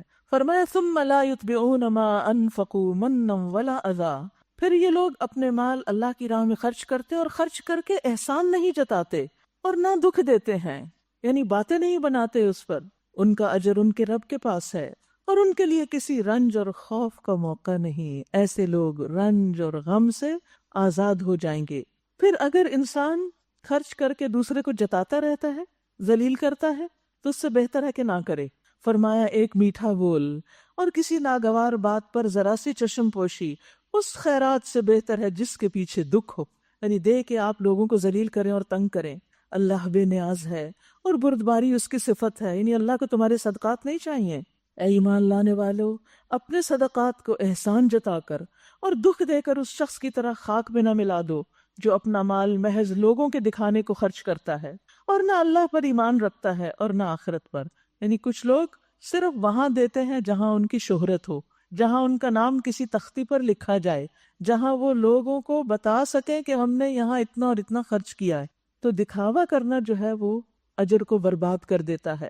اس کے خرچ کی مثال ایسی ہے جیسے ایک چٹان تھی جس پر مٹی کی تہ جمی ہوئی تھی، اس پر جب زور کی بارش برسی تو ساری مٹی بہہ گئی اور صاف چٹان کی چٹان رہ گئی۔ یعنی جو وقتی طور پر اس کو ایک ایکسائٹمنٹ ہوئی تھی یا وقتی طور پر کسی کو اس مال سے فائدہ ہوا تھا، بس وہ اتنی ہی دیر کی بات تھی، اس کے نتیجے میں وہ گرو نہیں کیا۔ اس کا یہ خرچ کرنا اس کو آخرت میں کچھ بھی فائدہ نہیں دے گا، وہ دنیا میں ہی دھل کے صاف ہو گیا۔ ایسے لوگ اپنے نزدیک خیرات کر کے جو نیکی کماتے ہیں اس سے کچھ بھی ان کے ہاتھ نہیں آتا، اور اللہ کافروں کو سیدھی راہ نہیں دکھاتا۔ واللہ لا يهدي القوم الكافرین ومثل الذین ينفقون اموالهم ابتغاء مرضات اللہ، بخلاف اس کے جو لوگ اپنے مال محض اللہ کی رضا جوئی کے لیے دل کے پورے ثبات اور قرار کے ساتھ خرچ کرتے، انہیں کوئی شک نہیں ہوتا اور دل میں کوئی پشیمانی نہیں ہوتی خرچ کر کے، بلکہ خوشی خوشی خرچ کرتے ہیں، ان کے خرچ کی مثال ایسی ہے جیسے کسی بلند زمین پر سطح مرتفع پر ایک باغ ہو، اگر زور کی بارش ہو جائے تو دگنا پھل لائے، اور اگر زور کی بارش نہ بھی ہو تو ایک ہلکی پھوار ہی اس کے لیے کافی ہو جائے۔ تم جو کچھ کرتے ہو سب اللہ کی نظر میں ہے، اللہ دیکھ رہا ہے۔ تو یہاں بتا دیا گیا فرق دو لوگوں کا، جو دکھاوے کے لیے مال خرچ کرتا ہے اس کا انجام کیا ہے، اور وہ جو دل کے قرار کے ساتھ اخلاص کے ساتھ خرچ کرتا ہے اس کا انجام کیا ہے۔ اس کی چھوٹی سی کوشش بھی بہت بڑا نتیجہ پیدا کرے گی، بہت بڑے اجر و ثواب کا باعث ہوگی۔ تو یاد رکھیے، خاص زکوٰۃ ہو، خاص صدقات اور خیرات ہوں، دل کی خوشی کے ساتھ دیں، کیونکہ ابتغاء مرضات اللہ کیا ہے کہ جب وہ دیتے ہیں تو انہیں ایک تسکین ہوتی کہ میرے رب خوش ہوگا اس سے، انہیں اللہ کے وعدوں پہ یقین ہوتا ہے، ان کو یہ یقین ہوتا ہے کہ جو مال وہ دے رہے ہیں اللہ تعالیٰ انہیں اس سے کہیں زیادہ بہتر لوٹائے گا، دنیا میں بھی اس کا فائدہ ہوگا اور آخرت میں بھی ہوگا، اور پھر یہ یقین ان کو بہتر سے بہتر طریقے پر خرچ کرنے میں مدد دیتا ہے۔ نبی صلی اللہ علیہ وسلم نے فرمایا، اللہ کا تقوی اختیار کرو اور اپنی 5 نمازیں ادا کرو، 1 مہینے کے روزے رکھو اور دل کی خوشی سے اپنے مال کی زکوٰۃ ادا کرو، دل کی خوشی سے، اور اپنے امیر کی اطاعت کرو، تم اپنے رب کی جنت میں داخل ہو جاؤ گے۔ تو یہاں پر خاص طور پر زکوٰۃ کی ادائیگی میں دل کی خوشی کی بات کی گئی کہ اطمینان سے دو۔ آپ نے فرمایا جس نے یہ 3 کام سر انجام دیے وہ ایمان کا مزہ چکھ لے گا، اس کو ایمان کی حلاوت اور سویٹنس محسوس ہوگی، اس کے دل میں ایک خاص خوشی ہوگی۔ نمبر 1، جس نے ایک اللہ کی عبادت کی، اکیلے اسی کی، اور بے شک اللہ کے سوا کوئی الہ نہیں۔ نمبر 2، اس نے اپنے دل کی خوشی کے ساتھ وہ زکوٰۃ ادا کی جو ہر سال اس پہ فرض ہوتی، یعنی اس کو پریشانی نہیں لاحق ہوگی، اوہ پھر زکوٰۃ آ گئی، اب پھر مجھے اپنا زیور بیچنا ہوگا، اب میں کہاں سے پیسے لاؤں، یہ سال گزرتے تو پتہ ہی نہیں چلتا۔ اس طرح کی باتیں نہیں، شکر کریں، اللہ نے آپ کو دیا ہے، آپ دینے والوں میں سے ہیں، اللہ آپ کے ہاتھوں دلوایا، آپ کے مال میں حق رکھا دوسروں کا، دوسروں سے آپ کو نہیں دلوایا، آپ کے ہاتھوں دلوایا دوسروں کو۔ تو اس لیے جو شخص خوشی سے زکوٰۃ دے گا اس کو ایمان کی حلاوت نصیب ہوگی۔ نمبر 3، نیز زکوٰۃ میں بہت بوڑھا، بیمار، مریض اور گھٹیا جانور نہ دیا، لیکن اپنے مال سے معتدل اور متوسط چیز دی، کیونکہ اللہ نے تم سے نہ بہت بہتر چیز کا مطالبہ کیا اور نہ تمہیں گھٹیا چیز دینے کا حکم دیا۔ یعنی جب انسان زکوٰۃ کا مال نکالے تو اس میں معتدل سی متوسط درجے کی چیز دے سکتا ہے۔ اور یہ بھی یاد رکھیے کہ جب انسان خرچ کرتا ہے تو فرشتے اس کے لیے دعا کرتے ہیں، ہر روز صبح 2 فرشتے اترتے ہیں، ایک کہتا ہے اللہ خرچ کرنے والے کو اس کا بدلہ دے، اور دوسرا کہتا ہے اللہ روک رکھنے والے کا مال ضائع کر دے۔ اور ضائع کس طرح ہوتا ہے؟ ایسا نہیں کہ ضروری ہے کہ چوری ہو جائے، بعض اوقات یہ بھی نہیں ہوتا کہ بظاہر آپ کو کہیں اس کا نقصان نظر آئے۔ ضائع ہونے کی بھی کئی قسمیں ہیں۔ ایک ضائع ہونا یہ ہوتا ہے کہ آپ اس کو اپنے اوپر نہیں لگا سکتے، کسی فائدے کی جگہ پہ نہیں لگا سکتے، چھوڑ کے مر جاتے ہیں اور بچے ان کو غلط سلط جگہوں پر اڑاتے ہیں۔ یعنی چوری ہونا، ضائع ہونا، ٹوٹ پھوٹ جانا، یہ تو ضائع ہونا ہی ہے، یہ تو سامنے نظر آنے والی چیز۔ اور ضائع ہونے کی ایک قسم کیا ہے کہ وہ اسراف میں جاتا ہے، فضول چیزوں پر خرچ ہوتا ہے، جس پر خرچ کرنے سے اللہ ناراض ہوتا ہے، ثواب کوئی نہیں ہوتا، الٹا اللہ ناراض ہوتا ہے۔ ایسا کرنے والے شیطان کے بھائی ہوتے ہیں۔ اور پھر اور ضائع ہونا کیا ہے؟ بیکار چیزوں کو خرید کے گھر بھرنا، جن سے کوئی اجر و ثواب نہیں، جو الٹا ہمارے لیے وبال جان ہے۔ آپ نے دیکھا ہوگا کہ بعض لوگ گھر کی ڈیکوریشن میں اس قدر بیکار اور فضول چیزیں خرید لیتے ہیں کہ جو ان کے لیے وبال جان ہوتی ہے، صرف ان کی صفائی چمکائی کرنی پڑتی، ان سے حاصل کچھ بھی نہیں ہوتا۔ یہ مال اگر کسی اسکول میں لگتا تو وہ بچے پڑھتے جو اسکول سے باہر گلیوں میں پھر رہے ہیں، یہ مال لگتا کسی جگہ سڑک بنانے میں، یہ مال لگتا کسی غریب کی فیس دینے میں، یہ مال لگتا کسی دینی ادارے کو بنانے میں، یہ لگا اس فرنیچر پر جس پہ سو کر نیند بھی نہیں آتی، ہم نے کہاں مال ضائع کر دیا۔ تو بیکار، فضول، غیر ضروری چیزوں کا خریدنا یہ بھی مال ضائع کرنا ہے۔ تو جب انسان نیکی کے راستے میں خرچ نہیں کرتا تو کیا ہوتا ہے؟ پھر فضول چیزوں پر تو خرچ ہوتا ہی ہے، اور یوں انسان اپنا مال اس جگہ لگاتا چلا جاتا ہے جس میں اس کو نہ دنیا میں کوئی فائدہ ہوتا ہے اور نہ آخرت میں کوئی فائدہ ہوتا ہے۔ اللہ تعالیٰ ہم سب کو اس سے محفوظ رکھے۔ پھر اللہ تعالیٰ ایک اور مثال دیتے ہیں، اَيَوَدُّ أَحَدُكُمْ أَن تَكُونَ لَهُ جَنَّةٌ، کیا تم میں سے کوئی یہ پسند کرتا ہے کہ اس کے پاس ایک ہرا بھرا باغ ہو، نہروں سے سیراب، کھجوروں اور انگوروں اور ہر قسم کے پھلوں سے لدا ہوا، اور وہ عین اس وقت ایک تیز بگولے کی زد میں آ کر جھلس جائے جبکہ وہ خود بوڑھا ہو اور اس کے کم سن بچے بھی ابھی کسی لائق نہ ہوں، اس طرح اللہ اپنی باتیں تمہارے سامنے بیان کرتا ہے، شاید کہ تم غور و فکر کرو۔ یہاں ایک بوڑھے شخص کی مثال دی گئی جس نے بڑی محنت سے باغ لگایا تھا، اور جب وہ بڑھاپے میں پہنچا، ریٹائرمنٹ کی عمر کو، اور بچے ابھی چھوٹے تھے، کمانے کے لائق نہ تھے، تو باغ ہی جل گیا۔ سخت ضرورت کے وقت وہ سارے کا سارا باغ راکھ بن گیا۔ یہی حال ان لوگوں کا ہوگا جو دنیا میں فضول چیزوں پہ خرچ کرتے ہیں، ریاکاری سے خرچ کرتے ہیں، دے کے احسان جتا کے ضائع کرتے ہیں۔ قیامت کے دن جب انسان کو اپنی چھوٹی سے چھوٹی نیکی کی بھی ضرورت ہوگی، کیونکہ آگ سے بچو خواہ کھجور کا ٹکڑا ہی دے کر کیوں نہ بچو، تو وہ ٹکڑا دیا تو تھا مگر اخلاص سے نہیں دیا تھا۔ آج کیا ہے؟ آج کوئی چیز نہیں کہ جو اس کے لیے سایہ بنے، جو اس کے لیے جہنم کی آڑ بنے۔ وہ سب تو ضائع ہو گیا، دکھاوے کی نظر ہو گیا، اسراف کی نظر ہو گیا، بیکار چیزوں کے خرچ کرنے کی نظر ہو گیا۔ آج تو یہاں کوئی بھی اجر و ثواب نہیں اس کا۔ یعنی آخرت میں، قیامت کے دن جب انسان ذرے ذرے کا محتاج ہوگا، وہاں اس کو کچھ بھی نہیں ملے گا۔ وہ اسی بوڑھے کی طرح حسرت سے ہاتھ ملتا رہ جائے گا، ایڑیاں رگڑتا رہ جائے گا کہ جس کے پاس اب آمدنی کا کوئی ذریعہ نہیں رہا۔ پھر فرمایا یا ایھا الذین آمنوا، اے لوگو جو ایمان لائے ہو، جو مال تم نے کمائے ہیں اور جو کچھ ہم نے زمین سے تمہارے لیے نکالا ہے، اس میں سے بہتر حصہ اللہ کی راہ میں خرچ کرو۔ ایسا نہ ہو کہ اس کی راہ میں دینے کے لیے بری سے بری چیزیں چھانٹنے کی کوشش کرو، یعنی جو بالکل ردی، بیکار، کام نہ آنے والی، فضول، وہ جا کے چیریٹی میں دے دو۔ نو، حالانکہ وہی چیز اگر تمہیں کوئی دے تو تم ہرگز اسے لینا گوارا نہ کرو گے، الا یہ کہ اس کو قبول کرنے میں تم آنکھیں بند کر لو۔ تمہیں جان لینا چاہیے اللہ بے نیاز ہے۔ یاد رکھیے جب ہم کسی کو کچھ دیتے ہیں وہ اس کو نہیں، اللہ کو دے رہے ہوتے ہیں، کیونکہ اس کا اجر ہمیں اس نے دینا ہے۔ پھر سوچئے کیا دے رہے ہیں، کسی کو بھی دیتے ہوئے سوچئے کیا دے رہے ہیں، اس کے بدلے میں اللہ سے کیا چاہتے ہیں۔ کیونکہ عموماً ہم اپنی پسندیدہ ترین چیزیں سنبھال کے رکھ لیتے ہیں، اور جو فضول چیزیں ہوتی ہیں وہ نکال دیتے ہیں۔ یہ صدقہ ہے، یہ کل قیامت کے دن کام آئے گا۔ کیا کام آئے گا؟ یہ ردی بیکار چیزیں دیتے ہوئے سوچا کریں کیا دے رہے ہیں، کس طرح دے رہے ہیں۔ تمہیں جان لینا چاہیے کہ اللہ بے نیاز ہے اور بہترین صفات سے متصف ہے۔ شیطان تمہیں مفلسی سے ڈراتا ہے، شیطان نہیں کرنے دیتا خرچ۔ وہ کیا کہتا ہے؟ تم فقیر ہو جاؤ گے، غریب ہو جاؤ گے، اور شرمناک طرز عمل اختیار کرنے کی ترغیب دیتا ہے، فحشاء کا، یعنی اس طرح خرچ کرواتا ہے کہ انسان کو الٹا اس کی عزت کی بجائے بے عزتی ہو۔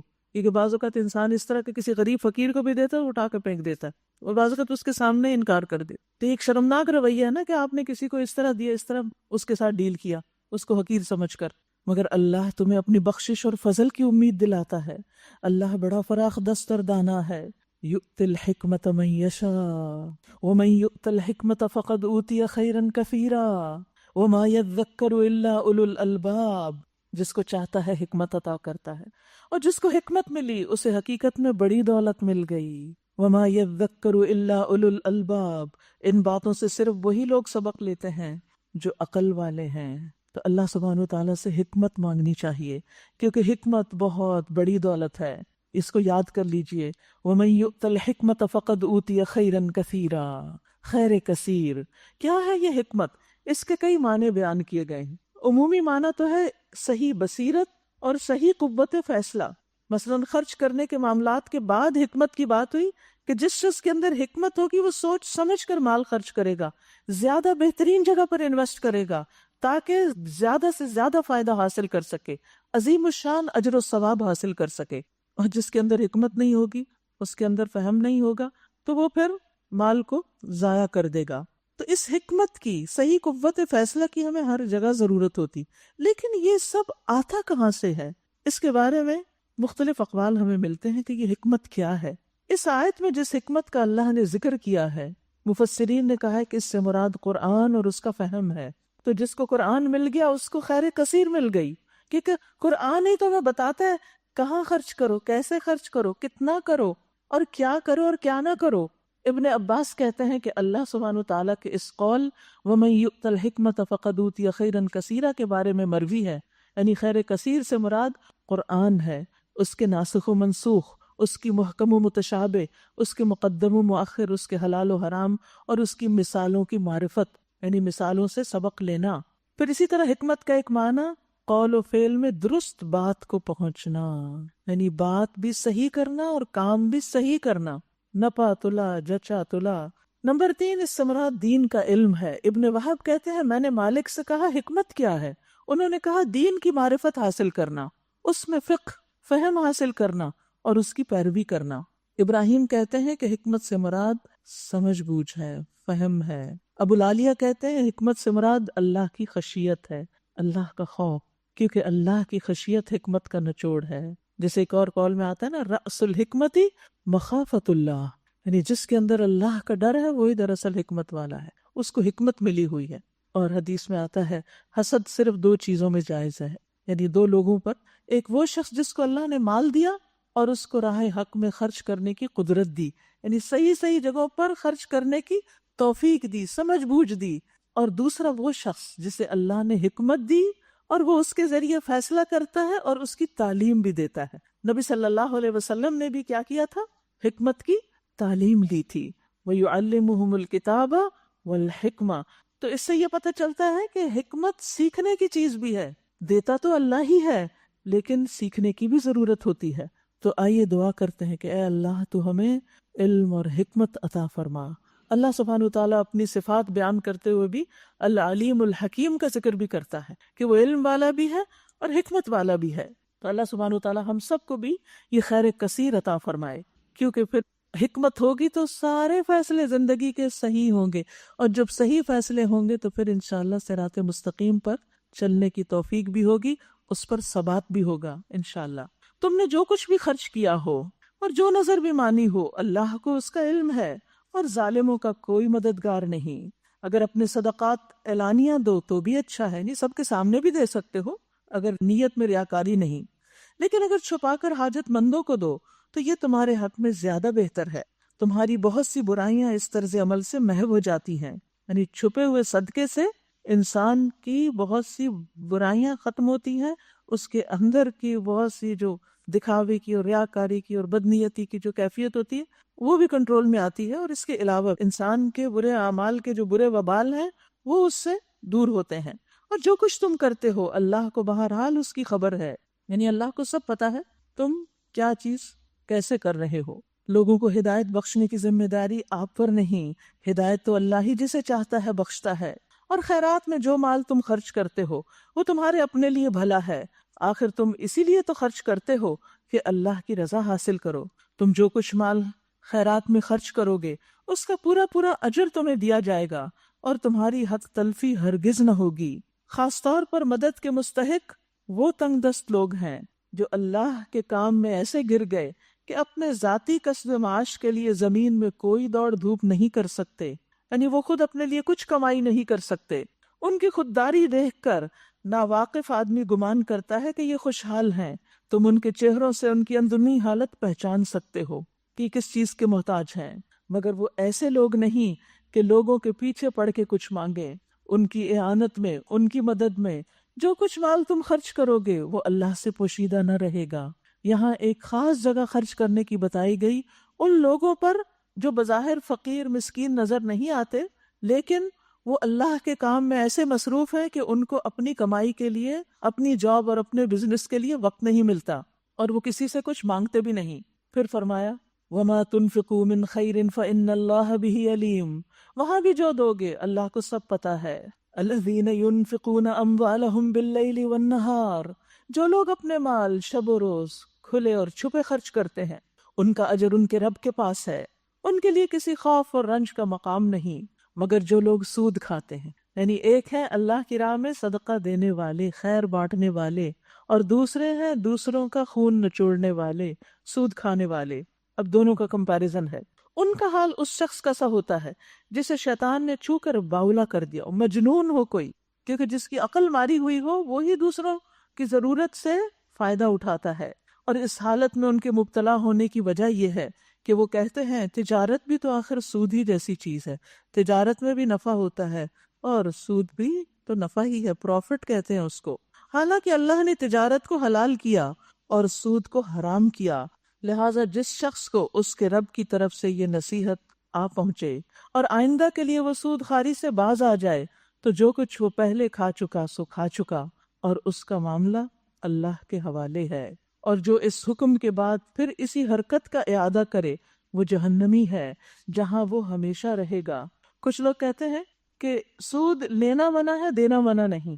نہیں، حدیث سے ہمیں پتہ چلتا ہے کہ لینے والا، دینے والا، لکھنے والا، گواہ بننے والا سب اسی میں شریک ہیں۔ رسول اللہ صلی اللہ علیہ وسلم نے فرمایا ایسے گناہوں سے بچو جو معاف نہیں کیے جاتے، جن کی معافی مشکل ہے۔ ایک اور روایت میں ہے جن گناہوں کا کفارہ نہیں ہوتا، جس نے کسی چیز میں خیانت کی روز قیامت اسے اس کے ہمراہ لا جائے گا، یعنی وہ اپنی خیانت اٹھا کے لا رہا ہوگا اپنے سر پہ۔ خیانت کیا ہوتی ہے؟ مثلا آپ کسی عہدے پر ہیں اور اس عہدے میں آپ کے پاس کچھ اختیارات ہیں، کچھ اموال ہیں جن کی حفاظت آپ کو کرنی، کوئی پراپرٹی ہے، کوئی فرنیچر ہے، کوئی اور چیزیں ہیں، اور آپ کیا کرتے ہیں بجائے اس کے کہ اس کو جس چیز کے لیے وہ دیا گیا استعمال کرے، اپنے ذاتی استعمال میں لے آتے ہیں۔ دیکھیے کہ کتنی چیزیں لوگ آفیسز سے گھر لے آتے ہیں، کتنے ہی لوگ آفیسز میں فوٹو کاپی کراتے ہیں جو کہ نہیں کرانی چاہیے، تو آفس آپ کا نہیں ہے، آپ کے ذاتی استعمال کے لیے نہیں بنا۔ پھر اسی طرح ہسپتالوں سے چیزوں کا چرانا اور بہت سی چیزیں، یعنی جو آپ کو دی گئیں لوگوں کے اوپر استعمال کرنے کے لیے، وہ آپ اپنی ذات پہ استعمال کرنے لگے، یہ خیانت ہے۔ دنیا میں جو کوئی خیانت کرتا قیامت کے دن ساتھ لے کے آئے گا۔ اور فرمایا سود کھانے والے کے بارے میں وعید ہے کہ جس نے سود کھایا وہ اس کی وجہ سے قیامت کے روز دیوانہ اور بدحواس اٹھایا جائے گا۔ پھر آپ نے یہی آیت تلاوت کی۔ رسول اللہ صلی اللہ علیہ وسلم نے فرمایا مجھے اس ذات کی قسم جس کے ہاتھ میں میری جان ہے، یقیناً میری امت کے لوگ شر میں اور اترانے میں اور لہو و لعب میں راتیں گزار کر مست ہوں گے، پھر وہ عذاب الہی سے دوچار ہوں گے۔ صبح بندر اور سور بن جائیں گے کیونکہ انہوں نے حرام کردہ کو حلال سمجھا، اور گانے والی عورتیں بنا رکھی تھی، اور شرابیں پیتے تھے، اور سود کھاتے تھے، اور ریشم پہنتے تھے۔ یہ ترغیب و ترہیب کی روایت ہے۔ تو کچھ گناہ ایسے ہیں کہ جن کی سزائیں دنیا میں بھی آتی ہیں، پھر اسی طرح آخرت میں سزا کیا ہے سود کی؟ صحیح بخاری کی روایت ہے، سمرہ بن جندب کہتے ہیں نبی صلی اللہ علیہ وسلم نے فرمایا میں نے آج رات خواب میں 2 مرد دیکھے جو میرے پاس آئے اور مجھے وہ بیت المقدس کی طرف لے گئے، پھر ہم چلتے رہے یہاں تک کہ خون کی نہر پر آئے، خون کی نہر جس میں ایک آدمی کھڑا تھا اور نہر کے درمیان میں ایک آدمی تھا جس کے آگے پتھر رکھے ہوئے تھے۔ جب دوسرا آدمی نہر سے نکلنے کا ارادہ کرتا تو وہ جو باہر والا تھا اس کے منہ پہ پتھر مار کر واپس اس کو نہر میں کر دیتا، اور وہیں پر جہاں وہ پہلے تھا۔ اور اسی طرح جب بھی وہ نکلنا چاہتا کنارے پہ کھڑا شخص اس کے منہ پہ کھینچ کے پتھر مارتا، وہ وہیں چلا جاتا جہاں پر وہ خون کی نہر میں تھا۔ میں نے پوچھا یہ کیا معاملہ ہے؟ تو ایک شخص نے مجھ سے کہا جس کو آپ نے خونی نہر میں دیکھا ہے یہ سود خور ہے، یہ سود کھانے والا ہے۔ پھر اسی طرح ابن عباس سے مروی ہے کہ اللہ سود خار کا نہ صدقہ قبول کرتا ہے، نہ جہاد، نہ حج، نہ اس کی صلہ رحمی قبول کرتا ہے۔ یعنی ابن عباس یمحق اللہ الربا کی تفسیر کرتے ہیں، اور اس کے برعکس صدقات کو بڑھاتا ہے۔ یمحق اللہ الربا، اللہ سود کو مٹاتا ہے، ویربی الصدقات، اور صدقات کو نشو و نما دیتا ہے، اور اللہ کسی ناشکر بدعمل انسان کو پسند نہیں کرتا۔ ہاں جو لوگ ایمان لے آئیں اور نیک عمل کریں اور نماز قائم کریں اور زکوٰۃ ادا کریں، ان کا اجر بے شک ان کے رب کے پاس ہے، اور ان کے لیے کسی خوف اور رنج کا مقام نہیں۔ تو اس لیے انسان پوری کوشش کرے کہ ان برائیوں سے باہر نکل آئے، کیونکہ یہ انسان کی دنیا اور آخرت کو نقصان دینے والی ہیں۔ اس کے برعکس عمل صالح اجر عظیم کا باعث ہے۔ اے لوگو جو ایمان لائے ہو، اللہ سے ڈرو، جو کچھ تمہارا سود لوگوں پر باقی رہ گیا اسے چھوڑ دو، اگر واقعی تم ایمان لائے ہو۔ لیکن اگر تم نے ایسا نہ کیا تو آگاہ ہو جاؤ کہ اللہ اور اس کے رسول کی طرف سے تمہارے خلاف اعلان جنگ ہے۔ اب بھی توبہ کر لو، یعنی سود چھوڑ دو، تو تم اپنا اصل سرمایہ لینے کے حقدار ہو۔ نہ تم ظلم کرو، نہ تم پر ظلم کیا جائے۔ تمہارا قرض دار تنگ دست ہو تو ہاتھ کھلنے تک اسے مہلت دو، اور اگر تم صدقہ کر دو تو یہ تمہارے لیے زیادہ بہتر ہے اگر تم سمجھو۔ اس دن کی رسوائی اور مصیبت سے بچو جب کہ تم اللہ کی طرف واپس ہوگے، وہاں ہر شخص کو اس کی کمائی ہوئی نیکی کا پورا پورا بدلہ ملے گا، اور جو برائی اس نے کی ہوگی اس کا بھی بدلہ ملے گا۔ ما کسبت، اچھا برا جو بھی کیا، اور کسی پر ظلم نہ ہوگا۔ اے لوگو جو ایمان لائے ہو، جب کسی مقرر مدت کے لیے تم آپس میں قرض کا لین دین کرو تو اسے لکھ لیا کرو۔ فریقین کے درمیان انصاف کے ساتھ ایک شخص دستاویز تحریر کرے جسے اللہ نے لکھنے پڑھنے کی قابلیت بخشی ہو، اسے لکھنے سے انکار نہیں کرنا چاہیے۔ وہ لکھے اور املا وہ شخص کرائے جس پر حق آتا ہے، یعنی قرض لینے والا لکھوائے کہ کتنا لے رہا ہے، اور اسے اللہ اپنے رب سے ڈرنا چاہیے کہ جو معاملہ طے ہوا ہو اس میں کوئی کمی بیشی نہ ہو، یعنی کمی بیشی کرنے کا ارتکاب نہیں کرنا چاہیے۔ لیکن اگر قرض لینے والا خود نادان یا ضعیف ہو یا املا نہ کرا سکتا ہو تو اس کا ولی انصاف کے ساتھ املا کرائے، پھر اپنے مردوں میں سے 2 آدمیوں کی اس پر گواہی کرا لو۔ اگر 2 مرد نہ ہو تو 1 مرد اور 2 عورتیں ہوں، تاکہ ایک بھول جائے تو دوسری اسے یاد کرا دے۔ یہ گواہ ایسے لوگوں میں سے ہونے چاہیے جن کی گواہی تمہارے درمیان مقبول ہو۔ گواہوں کو جب گواہ بننے کے لیے کہا جائے تو انہیں انکار نہیں کرنا چاہیے۔ معاملہ خواہ چھوٹا ہو یا بڑا، میعاد کی تعین کے ساتھ اس کی دستاویز لکھوانے میں تساہل نہ کرو۔ اللہ کے نزدیک یہ طریقہ تمہارے لیے زیادہ مبنی بر انصاف ہے۔ اس سے شہادت قائم ہونے میں زیادہ سہولت ہوتی ہے اور تمہارے شکوک و شبہات میں مبتلا ہونے کا امکان کم رہ جاتا ہے۔ ہاں، جو تجارتی لین دین دست بدست تم لوگ آپس میں کرتے ہو اس کو نہ لکھا جائے تو کوئی حرج نہیں، مگر تجارتی معاملے طے کرتے وقت گواہ کر لیا کرو۔ کاتب اور گواہ کو ستایا نہ جائے، ایسا کرو گے تو گناہ کا ارتکاب کرو گے۔ اللہ کے غضب سے بچو، وہ تم کو صحیح طریقے عمل کی تعلیم دیتا ہے اور اسے ہر چیز کا علم ہے۔ واتقوا اللہ ویعلمکم اللہ واللہ بکل شیء علیم، اور اللہ سے ڈرو اور اللہ تمہیں سکھا دے گا۔ انسان کا علم اور حکمت اس کو کیسے ملتی ہے؟ تقوی کے ساتھ۔ تقوی بے حد ضروری ہے، تو تقوی کا اہتمام کرنا انسان کے لیے علم کے دروازے کھولتا ہے۔ یہ آیت نمبر 282 ہے۔ تقوی سے انسان کو فرقان ملتا ہے، تقوی سے انسان کو دلوں میں روشنی ملتی ہے۔ اگر تم سفر کی حالت میں ہو اور دستاویز لکھنے کے لیے کوئی کاتب نہ ملے تو رہن بالقبض پر معاملہ کرو، یعنی گروی رکھ لو۔ اگر تم میں سے کوئی شخص دوسرے پر بھروسہ کر کے اس کے ساتھ کوئی معاملہ کرے تو جس پر بھروسہ کیا گیا ہے اسے چاہیے کہ امانت ادا کرے اور اللہ اپنے رب سے ڈرے، اور گواہی ہرگز نہ چھپاؤ۔ جو گواہی چھپاتا ہے اس کا دل گناہ میں آلودہ ہے اور اللہ تمہارے اعمال سے بے خبر نہیں ہے۔ تو یہاں کچھ مالی معاملات کے سلسلے میں ہمیں ہدایات دی گئی ہیں، جس میں خاص طور پر قرض کے لین دین کو لکھنے کی بات ہے۔ آپ دیکھیں کہ عام طور پر لوگوں کا رویہ کیا ہوتا ہے کہ جب کوئی قرض لے رہا ہوتا ہے یا دے رہا ہوتا ہے تو کہتے ہیں اعتماد ہے ہمیں تم پر، فکر ہی نہ کرو، اور پھر کچھ عرصے کے بعد کیا ہوتا ہے؟ غلطی ہو جاتی ہے، بھول ہو جاتی ہے، اور پھر باہم جھگڑے اور فساد اور تعلقات کی خرابیاں آتی ہیں۔ تو اس لیے اس موقع پر انسان اگر صاف بات کرے، لینے اور دینے والا دونوں صحیح طور پر اس کو لکھ کے ایک ڈاکیومنٹ بنا لیں تو اس سے بہت سی مشکلات سے بچا جا سکتا ہے۔ نبی صلی اللہ علیہ وسلم نے فرمایا کہ علم کو لکھ کر محفوظ کرو، یعنی اس علم کی حفاظت کیسے ہوتی ہے؟ لکھ کر۔ صرف سنی سنائی باتیں یا زبانی کی ہوئی باتیں انسان بھول جاتا ہے۔ اور اب سورۃ البقرہ کی آخری آیات، للہ ما فی السماوات وما فی الارض وان تبدوا ما فی انفسکم او تخفوہ یحاسبکم بہ اللہ۔ آسمانوں اور زمین میں جو کچھ ہے سب اللہ کا ہے، تم اپنے دل کی باتیں خواہ ظاہر کرو یا چھپاؤ، اللہ بہرحال ان کا حساب تم سے لے لے گا۔ پھر اسے اختیار ہے جسے چاہے معاف کر دے اور جسے چاہے سزا دے، وہ ہر چیز پر قدرت رکھتا ہے۔ پھر آخری 2 آیات، نبی صلی اللہ علیہ وسلم نے فرمایا کہ اوتیت هذه الآیات من آخر سورۃ البقرہ من کنز تحت العرش، کہ سورۃ البقرہ کی آخری یہ 2 آیات مجھے عرش کے نیچے سے خاص خزانے سے ملی ہیں۔ لم یؤتہن نبی قبلی، مجھ سے پہلے کسی نبی کو یہ نہیں ملی تھی۔ ان آیات کی بہت فضیلت ہے، ان کو یاد کر لینا چاہیے۔ اور آیت الکرسی کی طرح یہ آیات بھی جب رات کو انسان پڑھتا ہے بستر پر جا کر تو یہ اس کے لیے حفاظت کا ذریعہ بنتی ہے۔ آمن الرسول بما انزل الیہ من ربہ والمؤمنون کل آمن باللہ وملائکتہ وکتبہ ورسلہ لا نفرق بین احد من رسلہ وقالوا سمعنا واطعنا غفرانک ربنا والیک المصیر۔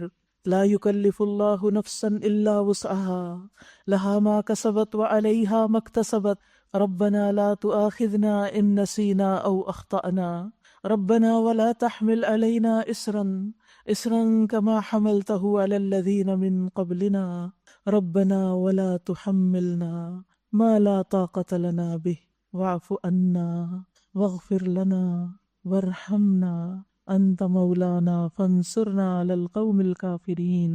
رسول اس ہدایت پر ایمان لایا ہے جو اس کے رب کی طرف سے اس پر نازل ہوئی ہے۔ پھر ایمان کی بات ہے۔ البقرہ کا اختتام ایمان کی یاد دہانی کے ساتھ ہو رہا ہے۔ ابتدا میں بھی جو پہلی صفت بتائی گئی تھی متقین کی وہ ایمان ہی تھا، اور آخر میں بھی اس کا تذکرہ کیا جا رہا ہے۔ اور جو لوگ اس رسول کے ماننے والے ہیں یعنی نبی صلی اللہ علیہ وسلم کے، ہم سب، انہوں نے بھی اس ہدایت کو دل سے تسلیم کر لیا۔ ہم سب کرتے ہیں نا، جو اللہ کے رسول ہمارے پاس لائے ہیں ہم اس کو دل سے مانتے ہیں۔ یہ سب اللہ اور اس کے فرشتوں، اس کی کتابوں، اس کے رسولوں کو مانتے ہیں، اور ان کا کہنا ہے کہ ہم اللہ کے رسولوں کو ایک دوسرے سے الگ نہیں کرتے۔ ہم نے حکم سنا اور اطاعت قبول کی، مالک ہم تجھ سے خطا بخشی کے طالب ہیں اور ہمیں تیری ہی طرف پلٹنا ہے۔ یاد رکھیے کہ انہوں نے کیا کہا، قالوا سمعنا واطعنا غفرانک، پہلے سننے کی بات ہے، پھر اطاعت کی بات ہے، پھر بخشش مانگی ہے، یعنی بخشش مانگنے سے پہلے سمع اور اطاعت۔ کیونکہ اگر آپ اللہ سے کچھ مانگ رہے ہیں تو پہلے کچھ فرما برداری کا مظاہرہ بھی تو کریں، اور بخشش کے لیے بہترین وسیلہ نماز ہے۔ رسول اللہ صلی اللہ علیہ وسلم نے فرمایا، جو شخص میرے اس وضو کی طرح وضو کرے، پھر 2 رکعت نماز پڑھے جس میں اپنے نفس سے کوئی بات نہ کرے، تو اس کے پچھلے سارے گناہ معاف ہو جاتے ہیں۔ تو جب گناہ ستائیں اور دل پر بوجھ بن جائیں تو اٹھیں اور وضو کر کے نفل پڑھیں اور اللہ سے بخشش مانگیں۔ تو بخشش سے پہلے آپ نے کیا کیا؟ اطاعت کی۔ کیسے؟ نماز پڑھ کے، نماز پڑھ کے، اسی طرح کبھی صدقہ کر کے، کبھی قرآن پڑھ کے، کبھی کوئی اور نیکی کر کے، کسی کے ساتھ کوئی احسان اور بھلائی کر کے۔ جب دل پسیج جائے، دل نرم ہو جائے، تو اس وقت کہا کر، یا اللہ تو اسے قبول کر لے اور تو مجھے معاف کر دے۔ یعنی جب کوئی اطاعت کا کام کرے تو اپنے لیے بخشش مانگے۔ لا یکلف اللہ نفسا الا وسعها، اللہ کسی شخص پر اس کی قدرت سے بڑھ کر ذمہ داری کا بوجھ نہیں ڈالتا۔ ہر شخص نے جو نیکی کمائی ہے اس کا پھل اسی کے لیے ہے، اور جو بدی سمیٹی اس کا وبال اسی پر ہے۔ یعنی جو بھی کچھ انسان کرتا ہے اس کی ذمہ داری خود اسی پر ہے۔ ایمان لانے والوں، تم یوں دعا کیا کرو۔ کیسے؟ ربنا لا تؤاخذنا ان نسینا او اخطأنا، اے ہمارے رب، ہم سے بھول چوک میں جو قصور ہو جائیں ان پہ ہمیں نہ پکڑنا۔ اور ہم کتنی دفعہ بھولتے ہیں، بار بار بھولتے ہیں۔ اللہ ہماری بھول پہ ہمیں نہ پکڑ۔ مالک ہم پہ وہ بوجھ نہ ڈال جو تو نے ہم سے پہلے لوگوں پہ ڈالے تھے، یعنی پہلے لوگوں کو جو آزمائشیں پیش آئیں، اللہ تو ہمیں ان آزمائشوں سے بچانا، کیونکہ دین کے راستے میں لوگوں نے بڑی بڑی تکلیفیں اٹھائیں۔ خود صحابہ کرام کو آپ دیکھیے، کیونکہ ہم ان کے مقابلے میں بہت کمزور ہیں، ہمارا تو ایمان بھی کمزور ہے اور ہمارے عمل بھی بہت تھوڑے ہیں، لہٰذا تو ہمیں ایمان کی سلامتی کے ساتھ دنیا سے لے جانا۔ اے ہمارے رب، جس بار کو اٹھانے کی طاقت ہم میں نہیں وہ ہم پہ نہ رکھ، ہمارے ساتھ نرمی فرما، ہم سے درگزر فرما، واعف عنا واغفر لنا، ہمیں بخش دے، ورحمنا، ہم پہ رحم فرما، انت مولانا، تو ہی تو ہمارا مولا ہے، تو ہی ہمارا ولی ہے، فانصرنا علی القوم الکافرین، کافروں کے مقابلے میں تو ہماری مدد فرما، آمین۔ یاد رکھیے اللہ سبحانہ وتعالیٰ کے جو احکامات ہیں وہ ہمارے لیے رحمت ہے۔ سورۃ البقرہ میں ہمیں جو بھی احکامات دیے گئے، یا ایھا الذین آمنوا کہہ کے، یا صحابہ کرام کے سوالات کے جواب میں یسألونک، انہوں نے سوال کیا اور پھر جواب میں جو احکامات ملے وہ سب ہمارے لیے باعث رحمت ہیں۔ انہیں خوشی سے قبول کیجیے اور ان پر عمل کیجیے۔ یہ قرآن اور اس کی ہدایات ہماری روح کی غذا ہے، یہ اللہ کی رحمت اور ہم پر احسان ہے۔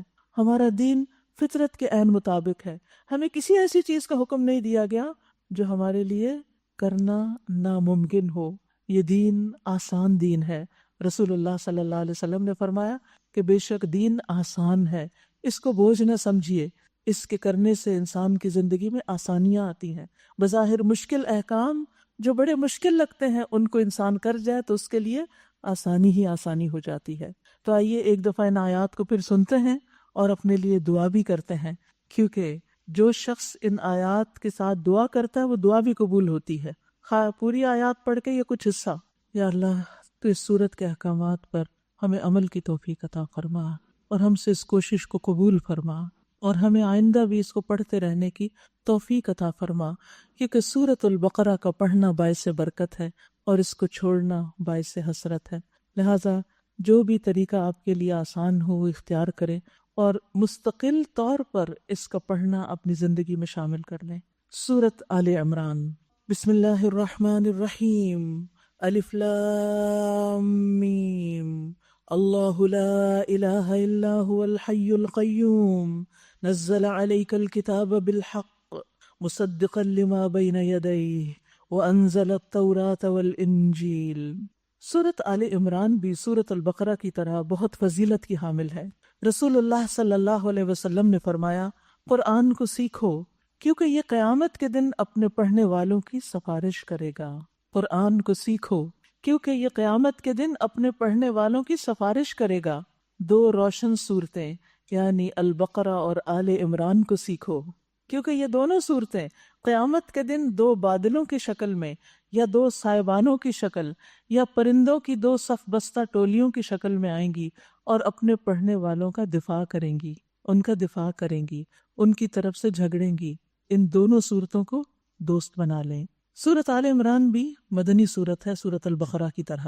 اللہ سبحانہ وتعالیٰ فرماتے ہیں الف لام میم، اللہ وہ ذات ہے جس کے سوا کوئی الہ نہیں، اللہ لا الہ الا ہو، الحی زندہ ہے، القیوم قائم رکھنے والا ہے، دنیا میں آسمان و زمین میں جو کچھ بھی ہے اسی کے دم سے قائم ہے، سب کو اسی نے تھام رکھا ہے۔ یہ ہر دم بھاگتی ہوئی زمین جس پہ ہم بیٹھے ہیں یہ ساکت و جامد نہیں ہے ایک جگہ پر ٹھہری ہوئی، یہ مسلسل گردش میں ہے۔ یہ سورج، یہ ستارے، یہ چاند، یہ گیلیکسیز، یہ سب کچھ جو ہمارے اوپر حرکت کر رہا ہے اور جس زمین پر ہمیں، یہ سب بھی ان کو اللہ ہی تھامے ہوئے ہے۔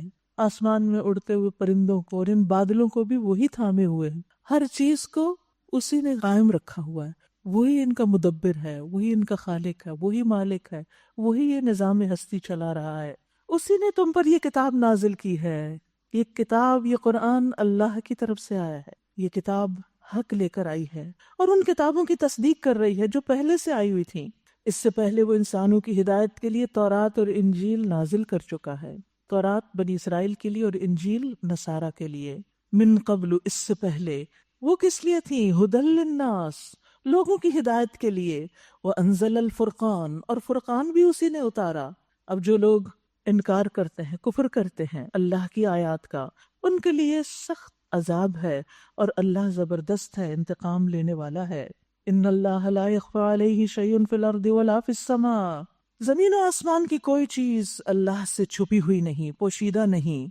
وہی تو ہے جو تمہاری ماؤں کے پیٹ میں تمہاری صورتیں جیسی چاہتا ہے بناتا ہے۔ ہم سب کی شکل اللہ کی مرضی کے مطابق، اللہ کی پسند کے مطابق بنی، لہذا کسی کی شکل پر اعتراض نہیں کرنا چاہیے اور کسی کی شکل کی وجہ سے اس کو حقیر نہیں سمجھنا چاہیے۔ یہ تقسیم بھی اللہ کی ہے، اس نے جیسا چاہا بنایا۔ اس زبردست حکمت والے کے سوا اور کوئی الہ نہیں، وہی ہے جس نے یہ کتاب تم پر نازل کی۔ اس میں دو طرح کی آیات ہیں، ایک محکمات جو کتاب کی اصل بنیاد ہے، اور دوسرے متشابہات۔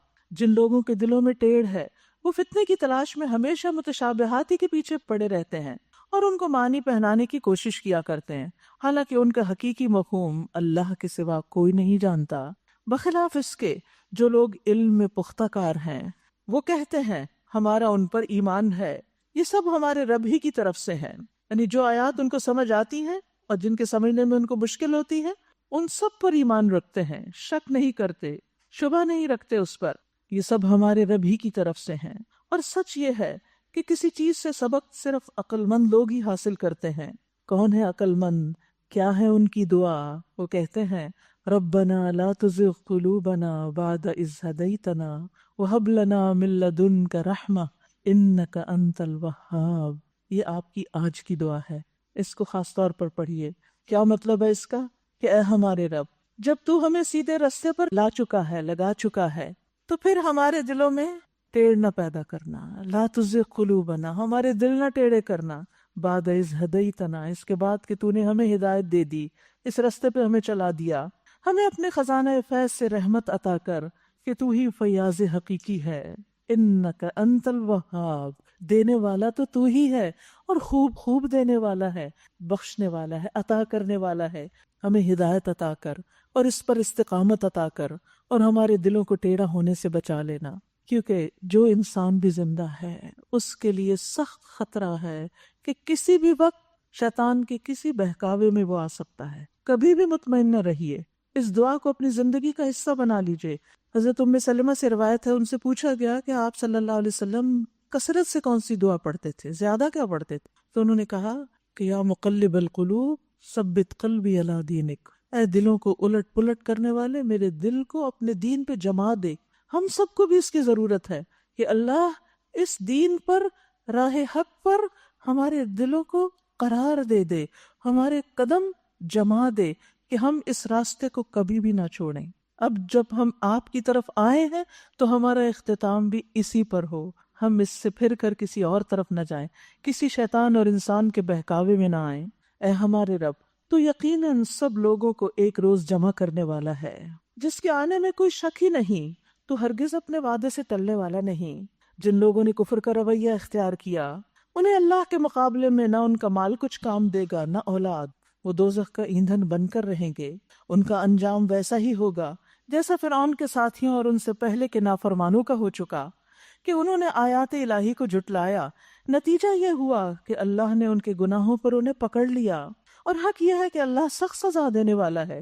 بس اے محمد صلی اللہ علیہ وسلم، جن لوگوں نے تمہاری دعوت کو قبول کرنے سے انکار کر دیا ان سے کہہ دیجئے قریب ہے وہ وقت جب تم مغلوب ہو جاؤ گے اور جہنم کی طرف ہانکے جاؤ گے۔ آج دنیا میں تم اکڑ دکھا رہے ہو، کل تم پکڑے جاؤ گے، جہنم کی طرف لے جائے جاؤ گے، اور جہنم بڑا ہی برا ٹھکانہ ہے۔ تمہارے لیے ان دو گروہوں میں ایک نشان عبرت تھا جو بدر میں ایک دوسرے سے نبرد آزما ہوئے، یعنی مسلمان اور مشرکین جب بدر کے میدان میں آمنے سامنے آئے تو فرمایا کہ اس میں ایک نشانی تھی۔ ایک گروہ اللہ کی راہ میں لڑ رہا تھا، سبحان اللہ، لڑ دونوں ہی رہے تھے لیکن ایک کی نیت کیا تھی؟ اللہ کے دین کی سربلندی، اور دوسرا گروہ کافر تھا، صرف دنیا کے فائدے ان کے سامنے تھے۔ دیکھنے والے دیکھ رہے تھے کہ کافر گروہ مومن گروہ سے دگنا ہے، تعداد زیادہ ہے، مگر نتیجہ کیا ہوا؟ اللہ اپنی فتح و نصرت سے جس کو چاہتا ہے نوازتا ہے، مدد دیتا ہے۔ دیدہ بینا رکھنے والوں کے لیے اس میں بڑا سبق ہے، عقل مند لوگوں کے لیے، نگاہ والوں کے لیے اس میں بڑی عبرت ہے۔ یاد رکھیے کبھی ایسا بھی ہوتا ہے کہ انسان کے پاس وسائل بہت کم ہوتے ہیں، ریسورسز بہت تھوڑے ہوتے ہیں، لیکن اس کے جذبے اور ارادے اور نیتیں بڑی بلند ہوتی ہیں، اور انسان اللہ کی طرف رجوع کرتا ہے تو اللہ تعالیٰ تھوڑے میں بھی بہت برکت ڈال دیتا ہے۔ ہمیں کثرت بڑی متاثر کرتی ہے، کثرت سے ہم بڑے خوش ہوتے ہیں، کسی بھی چیز کی کثرت ہو جو ہماری پسندیدہ ہو تو ہم بڑے مطمئن ہوتے ہیں، اور اگر تھوڑی ہو رہی تو ہم دل ہارنے لگتے ہیں، دل چھوٹا کر لیتے ہیں۔ ایسے میں اسباب پہ نہ جائیے، اللہ کی رحمت اور اللہ کے خزانوں پہ نظر رکھیے کہ میری کوششیں چھوٹی ہیں، میرا دل چھوٹا ہے، میرے پاس وسائل کم ہے، میرے پاس مال کی کمی ہے، میرے پاس اسباب کی کمی ہے، لیکن اللہ کے پاس تو کسی چیز کی کمی نہیں، وہ تو آسمان و زمین کا مالک ہے، ہر چیز اس کے اختیار میں ہے، اس کے لیے کچھ کرنا کچھ بھی مشکل نہیں۔ میں نہیں کر سکتی، وہ تو کر سکتا ہے۔ تو اے اللہ، ہم تجھی سے دعا کرتے ہیں کہ تو ہماری کمیوں کوتاہیوں کو پورا کر دے۔ یاد ہے کہ جب حضرت ابوبکر رضی اللہ عنہ نبی صلی اللہ علیہ وسلم کے ساتھ غار ثور میں تھے تو اس وقت جب دیکھا کہ دشمن بالکل قریب آ گئے ہیں تو حضرت ابوبکر گھبرا اٹھے، تو آپ نے کیا فرمایا اس وقت؟ آپ نے فرمایا کیا تم سمجھتے ہو کہ ان دو آدمیوں کو کوئی نقصان پہنچا سکے گا جن کے ساتھ تیسرا اللہ ہو؟ لا تحزن ان اللہ معنا۔ کیا یقین ہے، کیا اعتماد ہے، کیا بھروسہ ہے، غم نہ کرو، فکر نہیں کرو، اللہ ہمارے ساتھ، ہم حق راستے پر ہیں، ہم صحیح کام کر رہے ہیں۔ اصل بات یہ ہے کہ انسان کو اپنی نیت کا جائزہ لینا چاہیے، اپنے کام کو دیکھنا چاہیے کہ میں جو کر رہا ہوں وہ ٹھیک ہے یا نہیں۔ کام ٹھیک ہو، طریقہ ٹھیک ہو، مدد اللہ کی طرف سے آئے گی۔ بعض اوقات کام صحیح ہوتا ہے، طریقہ غلط ہوتا ہے، مدد نہیں آتی، اور بعض اوقات کام غلط ہوتا ہے، ویسے ہم محنت کر رہے ہوتے ہیں تو بھی اللہ کی مدد نہیں آتی۔ تو اس لیے اللہ کی مدد ضرور آتی ہے، ہم اپنے طریقوں کو درست کر لیں۔ واللہ یؤید بنصرہ من یشاء، وہ اس کو کوئی روکنے والا نہیں، جس کو چاہتا ہے اپنی مدد کے ساتھ اس کی تائید کرتا ہے، اس کا ساتھ دیتا ہے۔ ان فی ذلک لعبرۃ لأولی الابصار، جو دیکھنے والے ان کے لیے اس میں بڑی نشانی ہے، عبرت ہے۔ زین للناس حب الشہوات من النساء والبنین والقناطیر المقنطرۃ من الذہب والفضة والخیل المسومہ، لوگوں کے لیے مرغوبات نفس، عورتیں، اولاد، سونے چاندی کے ڈھیر، چنے ہوئے گھوڑے، مویشی، زرعی زمینیں بڑی خوشائند بنا دی گئی۔ یہ ساری چیزیں انسانوں کو اٹریکٹ کرتی ہیں، مگر یہ سب دنیا کی چند روزہ زندگی کے سامان ہیں۔ دنیا کی جتنی بھی چیزیں ہیں ان کے بارے میں دو نظریات ہیں عام طور پر لوگوں کے بیچ۔ کچھ کہتے ہیں سب کو چھوڑ دو، اور کچھ کہتے ہیں کہ ان میں سے ہر چیز کو حاصل کرو، اور وہ اس کے پیچھے لگے رہتے ہیں۔ اسلام کیا کہتا ہے؟ جائز طریقے سے حاصل کرو، ان سے جائز لطف اٹھاؤ، اور ان میں اللہ کا حق بھی رکھو۔ بندوں کو حق دو، صرف اپنے ہی لیے نہیں، سب کچھ سمیٹو۔ یہ چیزیں بری نہیں اگر ان سے خیر کے کام لیے جائیں، لیکن یہ یاد رہے مگر یہ سب دنیا کی چند روزہ زندگی کے سامان ہیں، حقیقت میں جو بہتر ٹھکانہ ہے وہ تو اللہ کے پاس ہے۔ کہو میں تمہیں بتاؤں کہ ان سے زیادہ اچھی چیز کیا ہے؟ جو لوگ تقویٰ کی روش اختیار کریں ان کے لیے ان کے رب کے پاس باغ ہیں جن کے نیچے نہریں بہتی ہوں گی۔ ان چیزوں میں کھو کر ان باغوں کو نہ بھولیں، وہاں انہیں ہمیشگی کی زندگی حاصل ہوگی، پاکیزہ بیویاں ان کی ساتھی ہوں گی اور اللہ کی رضا سے وہ سرفراز ہوں گے۔ اللہ اپنے بندوں کے رویے پہ گہری نظر رکھتا ہے کہ کون ان اسباب کو، ان چیزوں کو کیسے استعمال کر رہا ہے، فخر کے لیے، دکھاوے کے لیے، ناموری کے لیے، ریاکاری کے لیے، دوسروں پر رعب جتانے کے لیے، یا پھر صحیح راستے پر استعمال کرنے کے لیے۔ یہ وہ لوگ ہیں جو کہتے ہیں مالک ہم ایمان لائے، ہماری خطاؤں سے درگزر فرما اور ہمیں آتش دوزخ سے بچا۔ یہ لوگ صبر کرنے والے ہیں اللہ کے احکامات اور اطاعت کے کاموں پر، تقدیر کے فیصلوں پر۔ وہ صادقین، سچے ہیں، جن کی نیتیں سچی ہیں، جن کے اعمال دل اور زبانیں مستقیم ہیں، اور وہ چھپے اور اعلانیہ سچے ہیں۔ والقانتین، اطاعت گزار ہیں، یعنی اللہ نے جو حکم دیا اس کی اطاعت کرنے والے ہیں۔ والمنفقین، خرچ کرنے والے ہیں، جہاں جہاں حکم ہے وہاں اپنے مال خرچ کرتے ہیں، صلہ رحمی اور قرابت داری میں، لوگوں کی ضرورتیں پوری کرنے میں، لوگوں کی غم گساری میں، تکلیفوں میں، اور اللہ کے دین کی خدمت میں۔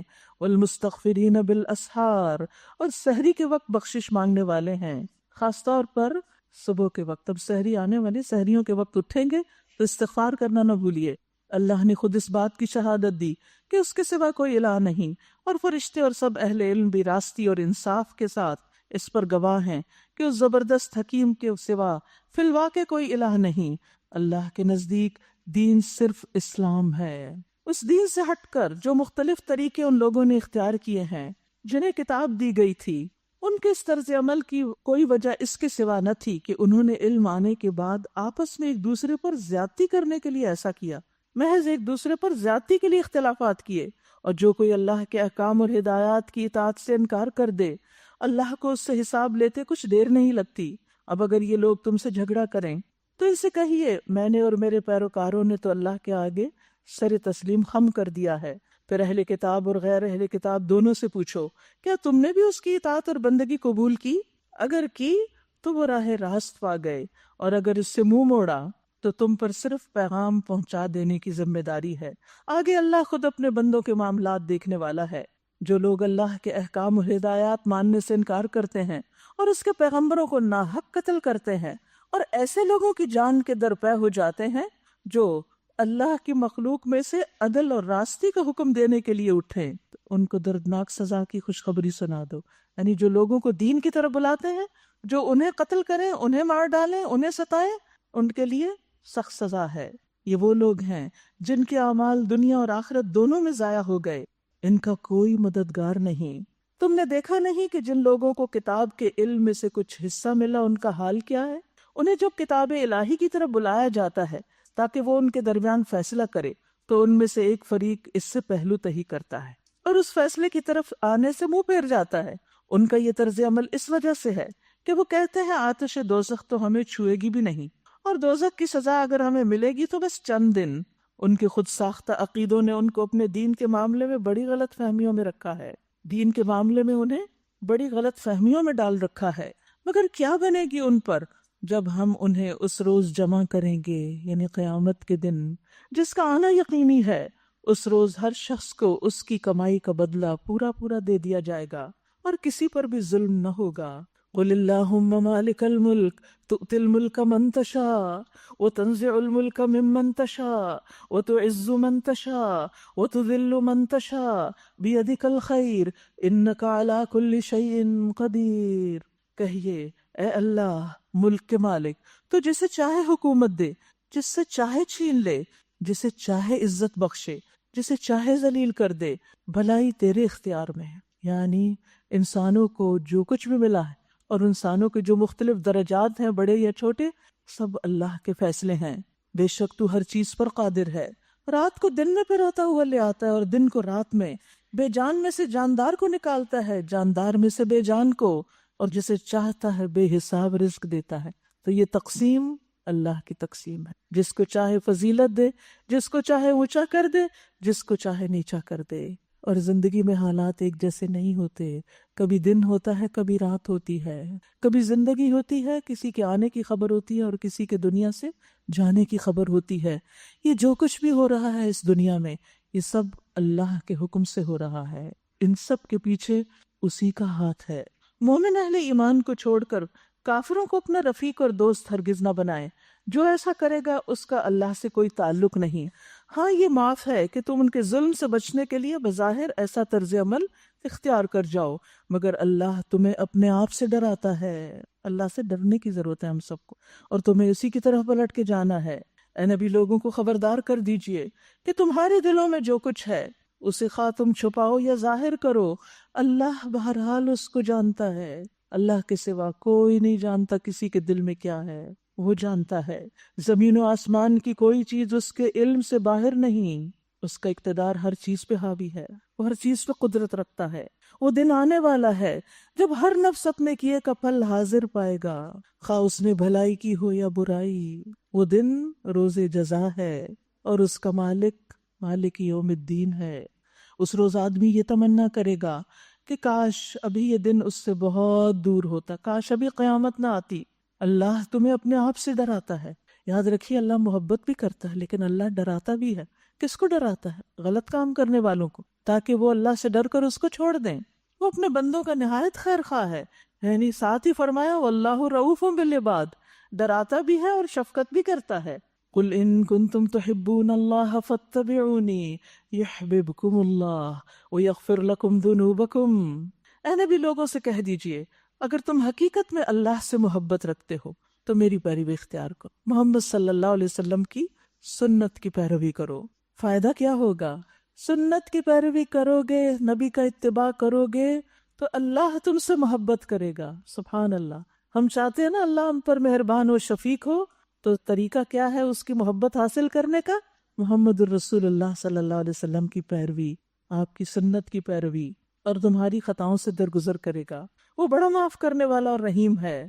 ان سے کہو اللہ اور رسول کی اطاعت قبول کر لو، پھر اگر وہ تمہاری یہ دعوت قبول نہ کریں تو یقیناً یہ ممکن نہیں کہ اللہ ایسے لوگوں سے محبت کرے جو اس کی اور اس کے رسول کی اطاعت سے انکار کرتے ہوں۔ ان اللہ اصطفیٰ آدم، بے شک اللہ نے آدم علیہ السلام کو چن لیا، وَنُوحًا وَآلَ إِبْرَاهِيمَ وَآلَ عِمْرَانَ عَلَى الْعَالَمِينَ، اور نوح علیہ السلام کو اور آل ابراہیم اور آل عمران کو سارے جہان والوں پر۔ یہ سب ایک سلسلے کے لوگ تھے جو ایک دوسرے کی نسل سے پیدا ہوئے۔ اللہ سب کچھ سنتا اور جانتا ہے۔ وہ اس وقت سن رہا تھا جب عمران کی بیوی کہہ رہی تھی کہ میرے پروردگار، میرے اس بچے کو جو میرے پیٹ میں ہے میں تیری نظر کرتی ہوں، وہ تیرے ہی کام کے لیے وقف ہوگا۔ ایک عورت کو سب سے زیادہ محبوب کیا چیز ہوتی ہے؟ اولاد۔ اور اللہ سبحانہ و تعالیٰ کے لیے انسان کیا دینا چاہتا ہے؟ محبوب ترین چیز۔ کیوں؟ کیونکہ وہ اللہ سے محبت کرتا ہے۔ ہر ایک دعویٰ کرتا ہے نا میں اللہ سے محبت کرتا ہوں، تو محبت کی تصدیق کیسے ہوگی؟ اللہ کو محبوب چیز دے کر۔ لیکن ہم تو اپنی اولاد کو کس کے لیے وقف کیے ہوئے ہیں، کس میں لگائے ہوئے ہیں، کس کے لیے دوڑا رہے ہیں، ان کی کس چیز کی فکر کر رہے ہیں؟ صرف دنیا کی۔ لیکن یہ ایک خاتون جس کو اللہ نے قرآن میں بطور مثال ہمارے سامنے رکھا کہ اس نے اپنے پیٹ کے بچے کو کہا کہ یہ دین کے کام کے لیے وقف ہوگا، اور کہتی ہے فتقبل منی، اللہ مجھ سے قبول کر لے۔ تو سننے والا جاننے والا ہے۔ پھر جب وہ بچی اس کے ہاں پیدا ہوئی تو اس نے کہا مالک میرے ہاں تو لڑکی پیدا ہو گئی، حالانکہ جو کچھ اس نے جنا تھا اللہ کو اس کی خبر تھی، اور لڑکا لڑکی کی طرح نہیں ہوتا، یعنی یہاں جو کام لڑکی کرے گی وہ لڑکا نہیں کر سکتا۔ خیر، میں نے اس کا نام مریم رکھ دیا ہے، اور میں اسے اور اس کی آئندہ نسل کو شیطان مردود کے فتنے سے تیری پناہ میں دیتی ہوں۔ آخر کار اس کے رب نے اس لڑکی کو بخوشی قبول فرما لیا، لڑکی کو قبول کر لیا، اسے بڑی اچھی لڑکی بنا کر اٹھایا، خاص تربیت کی اس کی، اور زکریہ کو اس کا سرپرست بنا دیا۔ زکریہ جب کبھی اس کے پاس محراب میں جاتے تو اس کے پاس کچھ نہ کچھ کھانے پینے کا سامان پاتے۔ پوچھتے مریم یہ تیرے پاس کہاں سے آیا ہے؟ اب آپ دیکھیے اللہ کی راہ میں جس اولاد کو وقف کیا، اللہ اس کے رزق کا کیسا کیسا بندوبست کرتا ہے، اس کو وہ کھلا رہا ہے جو عام لوگوں کو بھی نصیب نہیں۔ وہ جواب دیتی اللہ کے پاس سے آیا ہے، اللہ جسے چاہتا ہے بے حساب دیتا ہے۔ یہ حال دیکھ کر زکریا نے اپنے رب کو پکارا، پروردگار اے میرے رب، اپنی قدرت سے مجھے نیک اولاد عطا کر۔ تو ہی دعا سننے والا ہے۔ جواب میں فرشتوں نے آواز دی جبکہ وہ محراب میں کھڑے نماز پڑھ رہے تھے کہ اللہ تجھے یحییٰ کی خوشخبری دیتا ہے، وہ اللہ کی طرف سے ایک فرمان کی تصدیق کرنے والا بن کر آئے گا، اس میں سرداری اور بزرگی کی شان ہوگی، کمال درجے کا ضابط ہوگا، نبوت سے سرفراز ہوگا، صالحین میں شمار کیا جائے گا۔ خوشخبریوں پر خوشخبریاں کہ صرف بیٹا نہیں، ایسی شان والا بیٹا کہ جس میں یہ ساری صفات ہوں گی۔ زکریا نے کہا اے میرے رب، بھلا میرے ہاں لڑکا کہاں سے ہوگا؟ میں تو بہت بوڑھا ہو چکا ہوں اور میری بیوی بھی بانجھ ہے، یعنی دونوں طرف مسئلہ ہے۔ جواب ملا ایسا ہی ہوگا، اللہ جو چاہتا ہے کرتا ہے، اللہ کے خزانوں میں سب کچھ ہے۔ عرض کیا مالک پھر میرے لیے کوئی نشانی مقرر کر دیجئے۔ کہا نشانی یہ ہے کہ تم 3 دن تک لوگوں سے اشارے کے سوا کوئی بات چیت نہ کر سکو گے، اس دوران میں اپنے رب کو بہت یاد کرنا اور صبح و شام اس کی تسبیح کرتے رہنا، یعنی جب اللہ تمہاری دعا قبول کرے تو پھر اللہ ہی کی تعریف کرو۔ پھر وہ وقت آیا جب مریم سے فرشتوں نے آ کر کہا اے مریم، اللہ نے تجھے برگزیدہ کیا اور پاکیزگی عطا کی اور تمام دنیا کی عورتوں پر تجھ کو ترجیح دے کر اپنی خدمت کے لیے چن لیا۔ اللہ نے اس بچی کو قبول کر لیا اپنے دین کی خدمت کے لیے۔ اے مریم، اپنے رب کی تابع فرمان بن کر رہ اور اس کے آگے سر بسجود ہو، یعنی سجدہ کرو، اور جو بندے اس کے حضور جھکنے والے ہیں ان کے ساتھ تم بھی جھک جاؤ۔ اے محمد صلی اللہ علیہ وسلم، یہ غیب کی خبریں ہیں جو ہم آپ کو وحی کے ذریعے بتا رہے ہیں، ورنہ آپ اس وقت وہاں موجود نہ تھے جب ہیکل کے خادم یہ فیصلہ کرنے کے لیے کہ مریم کا سرپرست کون ہو اپنے اپنے قلم پھینک رہے تھے، یعنی قرعہ اندازی کر رہے تھے۔ اصل میں جب پہلے ان کی والدہ نے جا کر کہا کہ اس بچی کو میں وقف کر رہی ہوں تو اسے اپنے گھر میں نہیں یہاں ہیکل میں رکھنا ہے، یعنی اس خاص عبادت خانے میں، تو اس کے جو منتظمین تھے یعنی اس عبادت خانے کے، انہوں نے انکار کر دیا۔ پھر جب انہوں نے اپنی کچھ خوابوں کا ذکر کیا تو اس پر پھر وہ سب یہ چاہنے لگے کہ یہ سعادت ہمارے حصے میں آئے، تو اس لیے وہ قرعہ اندازی کر رہے تھے، اور آپ اس وقت بھی حاضر نہ تھے جب ان کے درمیان جھگڑا ہو رہا تھا۔ اس سے بھی پتہ چلتا ہے کہ نبی صلی اللہ علیہ وسلم ہر جگہ حاضر نہیں ہوتے۔ اور جب فرشتوں نے کہا اے مریم، اللہ تجھے اپنے ایک فرمان کی خوشخبری دیتا ہے، اس کا نام مسیح عیسیٰ ابن مریم ہوگا، دنیا اور آخرت میں معزز ہوگا، اللہ کے مقرب بندوں میں شمار کیا جائے گا، لوگوں سے گہوارے میں بھی کلام کرے گا اور بڑی عمر کو پہنچ گا، اور وہ ایک مرد صالح ہوگا۔ سبحان اللہ۔ عیسیٰ علیہ السلام کی پیدائش کی خوشخبری کس کو دی جا رہی ہے؟ مریم علیہ السلام کو۔ اور یہ سلسلہ پیچھے سے شروع ہوا، ایک عورت کی قربانی سے، ایک عورت کی سچی خواہش سے کہ اس کی اولاد دین کے لیے وقف ہو۔ اللہ نے کیسے قبول کیا؟ یہ سن کر مریم بولی اے اللہ، اے میرے رب، میرے ہاں بچہ کہاں سے ہوگا؟ مجھے تو کسی شخص نے ہاتھ تک نہیں لگایا۔ جواب ملا ایسا ہی ہوگا، اللہ جو چاہتا ہے کرتا ہے۔ جب وہ کسی کام کے کرنے کا فیصلہ فرماتا ہے تو بس کہتا ہے کہ ہو جا، اور وہ ہو جاتا ہے، کن فیکون، اور بس یہ ہے اللہ کا اختیار بے مثال۔ اور اللہ اسے کتاب اور حکمت کی تعلیم دے گا، تورات اور انجیل کا علم سکھائے گا، اور بنی اسرائیل کی طرف اپنا رسول مقرر کرے گا۔ یاد رکھیے عیسیٰ علیہ السلام بنی اسرائیل کی طرف بھیجے گئے تھے۔ کچھ لوگ کہتے ہیں نا کہ وہ دوبارہ دنیا میں آئیں گے تو پھر کیا وہ رسول اللہ صلی اللہ علیہ وسلم خاتم النبیین ہے؟ جی بالکل، اس لیے کہ عیسیٰ علیہ السلام کی بعثت پہلے ہوئی اور بنی اسرائیل کی طرف ہوئی، اس سے آپ کے ختم نبوت پر کوئی اثر نہیں پڑتا۔ اور جب وہ بحیثیت رسول بنی اسرائیل کے پاس آئے تو انہوں نے کہا میں تمہارے رب کی طرف سے تمہارے پاس نشانی لے کر آیا ہوں، میں تمہارے سامنے مٹی سے پرندے کی صورت کا ایک مجسمہ بناتا ہوں اور اس میں پھونک مارتا ہوں، وہ اللہ کے حکم سے پرندہ بن جاتا ہے، میں اللہ کے حکم سے مادرزاد اندھے اور کوڑھی کو اچھا کرتا ہوں اور مردے کو زندہ کرتا ہوں، میں تمہیں بتاتا ہوں تم کیا کھاتے ہو اور کیا اپنے گھروں میں ذخیرہ کر کے رکھتے ہو، اس میں تمہارے لیے کافی نشانی ہے اگر تم ایمان لانے والے ہو، اور میں اس تعلیم اور ہدایت کی تصدیق کرنے والا بن کر آیا ہوں جو تورات میں سے اس وقت میرے زمانے میں موجود ہے، اور اس لیے آیا ہوں کہ تمہارے لیے بعض ان چیزوں کو حلال کر دوں جو تم پر حرام کر دی گئی۔ دیکھو میں تمہارے رب کی طرف سے تمہارے پاس نشانی لے کر آیا ہوں، لہٰذا اللہ سے ڈرو اور میری اطاعت کرو۔ اب آپ دیکھیے بنی اسرائیل تو خود کیا تھے؟ ایک مسلمان قوم تھے اپنے وقت کی، لیکن ان کا دین، ایمان، ان کے عقائد، ان کی اطاعت اور عمل، وہ سب کا سب بگاڑ کا شکار ہو گیا تھا۔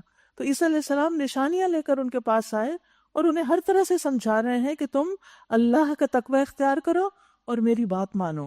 ان اللہ ربی و ربکم، بے شک اللہ ہی میرا رب اور تمہارا رب ہے، یعنی میں رب نہیں، میں الہ نہیں، میرا رب تو اللہ ہے، فاعبدوہ، تم سب اسی کی عبادت کرو، ھذا صراط مستقیم، یہ سیدھا راستہ ہے۔ آپ دیکھیے کہ ہر پیغمبر نے لوگوں کو اللہ کے اسی سیدھے رستے کی طرف بلایا اور ان کو اللہ کی عبادت ہی کا حکم دیا، اپنے آپ کو کبھی بھی الہ بنا کر پیش نہیں کیا۔ جب عیسیٰ علیہ السلام نے محسوس کیا کہ بنی اسرائیل کفر اور انکار پر آمادہ ہیں تو اس نے کہا، کون اللہ کی راہ میں میرا مددگار ہوتا ہے؟ قال من انصاری الی اللہ قال الحواریون نحن انصار اللہ۔ حواریوں نے جواب دیا، ہم اللہ کے مددگار ہیں۔ اللہ کو مدد چاہیے؟ نہیں، اللہ کے دین کے کام میں مددگار، اللہ کے دین کو پھیلانے کے لیے، آگے بڑھانے کے لیے ہم اللہ پر ایمان لائے۔ تو داعی کی پہلی صفت کیا ہوتی ہے؟ انصار اللہ کی پہلی صفت کیا ہے؟ آمنا باللہ، اللہ پر ایمان اور یقین، واشہد بأننا مسلمون، اور آپ گواہ رہیے کہ ہم مسلمان ہیں، اللہ کے فرما بردار ہیں۔ یعنی جو لوگوں کو دین کی طرف بلائے اسے خود بھی اس پر عمل کرنا چاہیے۔ اے ہمارے رب، ہم ایمان لائے اس چیز پر جو آپ نے اتاری اور ہم نے پیروی کی رسول کی، آپ ہمارا نام گواہی دینے والوں میں لکھ لیجئے۔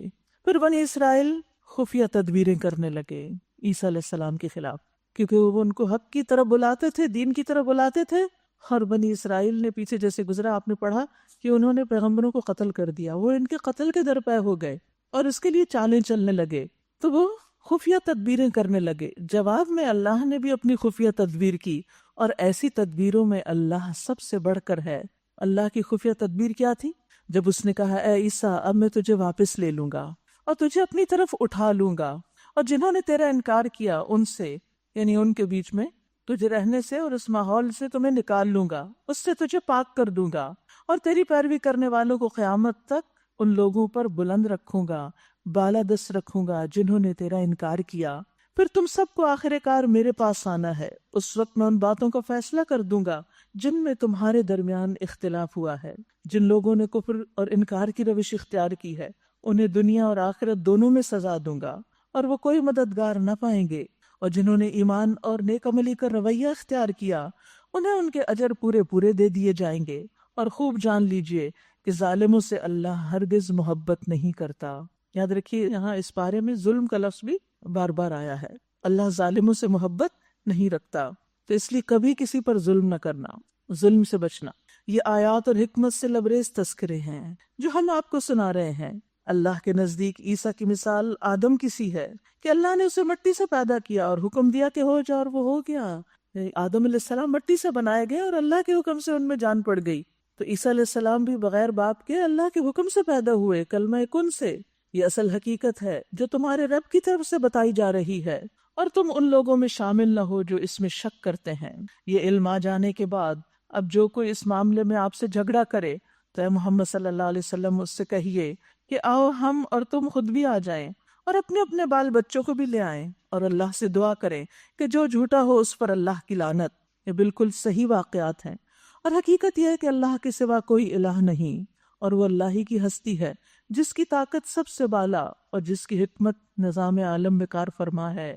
بس اگر یہ لوگ اس شرط پر مقابلے میں آنے سے منہ موڑیں تو ان کا مفسد ہونا صاف کھل جائے گا، اور اللہ تو مفسدوں کے حال سے واقف ہی ہے۔ قل یا اہل الکتاب، کہہ دیجئے اے اہل کتاب، آؤ ایک ایسی بات کی طرف جو ہمارے اور تمہارے درمیان یکساں ہے۔ یہاں اہل کتاب سے مراد نصارہ ہیں، عیسائی ہیں۔ ان آیات کے پس منظر میں یہ بات یاد رہے کہ نبی صلی اللہ علیہ وسلم کے پاس 9 ہجری میں نجران سے، جو کہ عیسائیوں کا علاقہ ہے، وہاں سے ایک وفد آیا تھا۔ آپ نے ان کے سامنے عیسیٰ علیہ السلام کے بارے میں جو صحیح تعلیمات ہیں وہ رکھی، اور ان کے تمام شکوک و شبہات اور ان کے غلط عقائد کو ان پر واضح کیا، لیکن وہ ماننے کو تیار نہ ہوئے۔ تو اس پر انہیں کہا گیا کہ ٹھیک ہے، اگر تم نہیں مانتے تو آؤ پھر مباہلہ کریں۔ اور اللہ تعالیٰ ایسے لوگوں کو پھر ہدایت بھی نہیں دیتا، کیونکہ اللہ کس کو ہدایت دیتا ہے؟ جو ہدایت چاہتے ہیں۔ اللہ اپنے دوستوں کو ہدایت دیتا ہے۔ تو یہاں پر اہل کتاب یعنی ان نصارہ سے کہا جا رہا ہے، ان کو اسلام کی دعوت دی جا رہی۔ یاد رکھیے سورۃ البقرہ میں کس سے خطاب تھا؟ یہود سے، اور یہاں پر نصارہ سے۔ آؤ ایک کلمے کی طرف، ایک بات کی طرف جو ہمارے اور تمہارے درمیان ایک ہی ہے۔ وہ کیا ہے؟ اللہ نعبد الا اللہ، کہ ہم اللہ کے سوا کسی کی بندگی نہ کریں اور اس کے ساتھ کسی کو شریک نہ ٹھہرائیں، اور ہم میں سے کوئی اللہ کے سوا کسی کو اپنا رب نہ بنائے۔ اس دعوت کو قبول کرنے سے اگر وہ منہ موڑیں تو صاف کہہ دو کہ گواہ رہو ہم تو مسلم ہیں، بِأَنَّا مُسْلِمُونَ۔ اے اہل کتاب، تم ابراہیم کے بارے میں ہم سے کیوں جھگڑا کرتے ہو؟ حالانکہ تورات اور انجیل تو ابراہیم کے بعد ہی نازل ہوئی ہیں. پھر کیا تم اتنی بات نہیں سمجھتے؟ جھگڑا کیا تھا؟ یہود کہتے تھے کہ وہ یہودی تھے، عیسائی کہتے تھے کہ وہ عیسائی تھے. حالانکہ ابراہیم علیہ السلام تو ان فرقوں کے وجود میں آنے سے پہلے دنیا میں آئے تھے. تم لوگ جن چیزوں کا علم رکھتے ہو ان میں تو خوب بحثیں کر چکے، اب ان معاملات میں کیوں بحث کرنے چلے ہو جس کا تمہارے پاس کچھ بھی علم نہیں؟ اللہ جانتا ہے، تم نہیں جانتے. ما کان ابراہیم یہودیا ولا نصرانیا ولکن کان حنیفا مسلما. ابراہیم نہ یہودی تھے نہ عیسائی، بلکہ وہ تو ایک یکسو مسلمان تھے. کسی فرقے سے ان کا کوئی تعلق نہیں تھا. وہ اپنے آپ کو کیا کہتے تھے؟ مسلم. اور وہ ہرگز مشرکوں میں سے نہ تھے. ابراہیم سے نسبت رکھنے کا سب سے زیادہ حق اگر کسی کو پہنچتا ہے تو ان لوگوں کو پہنچتا ہے جنہوں نے اس کی پیروی کی، اور اب یہ نبی اور اس کے ماننے والے اس نسبت کے زیادہ حقدار ہیں. اللہ صرف انہی کا حامی و مددگار ہے جو ایمان رکھتے ہوں. واللہ ولی المؤمنین. پھر ایمان کی بات ہے. اے ایمان لانے والو، اہل کتاب میں سے ایک گروہ چاہتا ہے کہ کسی طرح تمہیں راہ راست سے ہٹا دے، حالانکہ در حقیقت وہ اپنے سوا کسی کو گمراہی میں نہیں ڈال رہے، مگر انہیں اس کا شعور نہیں. اے اہل کتاب، کیوں اللہ کی آیات کا انکار کرتے ہو حالانکہ تم خود ان کا مشاہدہ کرتے ہو؟ اے اہل کتاب، کیوں حق کو باطل کا رنگ چڑھا کر مشتبہ بناتے ہو؟ کیوں جانتے بوجھتے حق کو چھپاتے ہو؟ اہل کتاب میں سے ایک گروہ کہتا ہے کہ اس نبی کے ماننے والوں پر جو کچھ نازل ہوا ہے اس پر صبح ایمان لاؤ، شام کو اس سے انکار کر دو. شاید اس طریقے سے یہ لوگ اپنے ایمان سے پھر جائیں کہ شام کو کہو ہم نے دیکھ لیا یہ دین کچھ نہیں ہے اس میں، تو دوسرے لوگ بھی پھر اس دین کو برا بھلا کہیں گے اور اس کو چھوڑ دیں گے. نیز یہ لوگ آپس میں کہتے ہیں کہ اپنے مذہب والے کے سوا کسی کی بات نہ مانو. اے نبی ان سے کہہ دیجئے کہ اصل میں ہدایت تو اللہ کی ہدایت ہے، اور یہ اسی کی دین ہے کہ کسی کو وہی کچھ دے دیا جائے جو کبھی تمہیں دیا گیا، یا یہ کہ دوسروں کو تمہارے رب کے حضور پیش کرنے کے لیے تمہارے خلاف قوی حجت مل جائے. اے نبی ان سے کہہ دیجئے کہ فضل اور شرف اللہ کے اختیار میں ہے، جسے چاہے عطا فرمائے. وہ وسیع النظر ہے اور سب کچھ جانتا ہے، اپنی رحمت کے لیے جس کو چاہتا ہے مخصوص کرتا ہے، اور اس کا فضل بہت بڑا ہے. تو ہمیں کیا مانگنا چاہیے؟ اللہ کا فضل. اہل کتاب میں کوئی تو ایسا ہے کہ اگر تم اس پر اعتماد کر کے مال و دولت کا ایک ڈھیر بھی اسے دے دو تو وہ تمہیں واپس لوٹا دے گا، اور کسی کا حال یہ ہے کہ اگر تم ایک دینار کے معاملے میں بھی اس پر بھروسہ کرو تو وہ ادا نہ کرے گا، الا یہ کہ تم اس کے سر پہ سوار ہو جاؤ. تو یاد رکھیے کہ بحیثیت پوری قوم کے کسی کو بدنام نہیں کرنا چاہیے. ہر قوم، ہر گروہ، ہر خاندان میں اچھے برے، ہر جگہ، ہر شہر علاقے میں اچھے برے ہر طرح کے لوگ ہوتے ہیں. ان کی اخلاقی حالت کا سبب یہ ہے کہ وہ کہتے ہیں کہ امیوں یعنی غیر یہودی لوگوں کے معاملے میں ہم پہ کوئی مواخذہ نہیں، اور یہ بات وہ محض جھوٹ گھڑ کر اللہ کی طرف منسوب کرتے ہیں، حالانکہ انہیں معلوم ہے کہ اللہ نے ایسی کوئی بات نہیں فرمائی. آخر کیوں ان سے باس پرس نہ ہوگی؟ جو بھی اپنے عہد کو پورا کرے گا اور برائی سے بچ کر رہے گا وہ اللہ کا محبوب بنے گا، کیونکہ پرہیزگار لوگ اللہ کو پسند ہیں. رہے وہ لوگ جو اللہ کے عہد اور اپنی قسموں کو تھوڑی قیمت پہ بیچ ڈالتے ہیں، پھر عہد کی بات ہو رہی ہے تو ان کے لیے آخرت میں کوئی حصہ نہیں. اللہ قیامت کے روز ان سے بات نہ کرے گا، نہ ان کی طرف دیکھے گا، نہ انہیں پاک کرے گا، بلکہ ان کے لیے تو سخت دردناک سزا ہے. تو یاد رکھیے کہ اللہ کے عہد نبھانے چاہیے اور دنیا کے تھوڑے تھوڑے فائدوں کے لیے ان کمٹمنٹس کو چھوڑنا نہیں چاہیے. ان میں کچھ لوگ ایسے ہیں جو کتاب پڑھتے ہوئے اس طرح زبان کو الٹ پھیر کرتے ہیں کہ تم سمجھو وہ جو کچھ پڑھ رہے ہیں وہ کتاب ہی کی عبارت ہے، حالانکہ وہ کتاب کی عبارت نہیں ہے. وہ کہتے ہیں جو کچھ ہم پڑھ رہے ہیں یہ اللہ کی طرف سے ہے، حالانکہ وہ اللہ کی طرف سے نہیں ہوتا. وہ جان بوجھ کر جھوٹ بات اللہ کی طرف منسوب کرتے ہیں.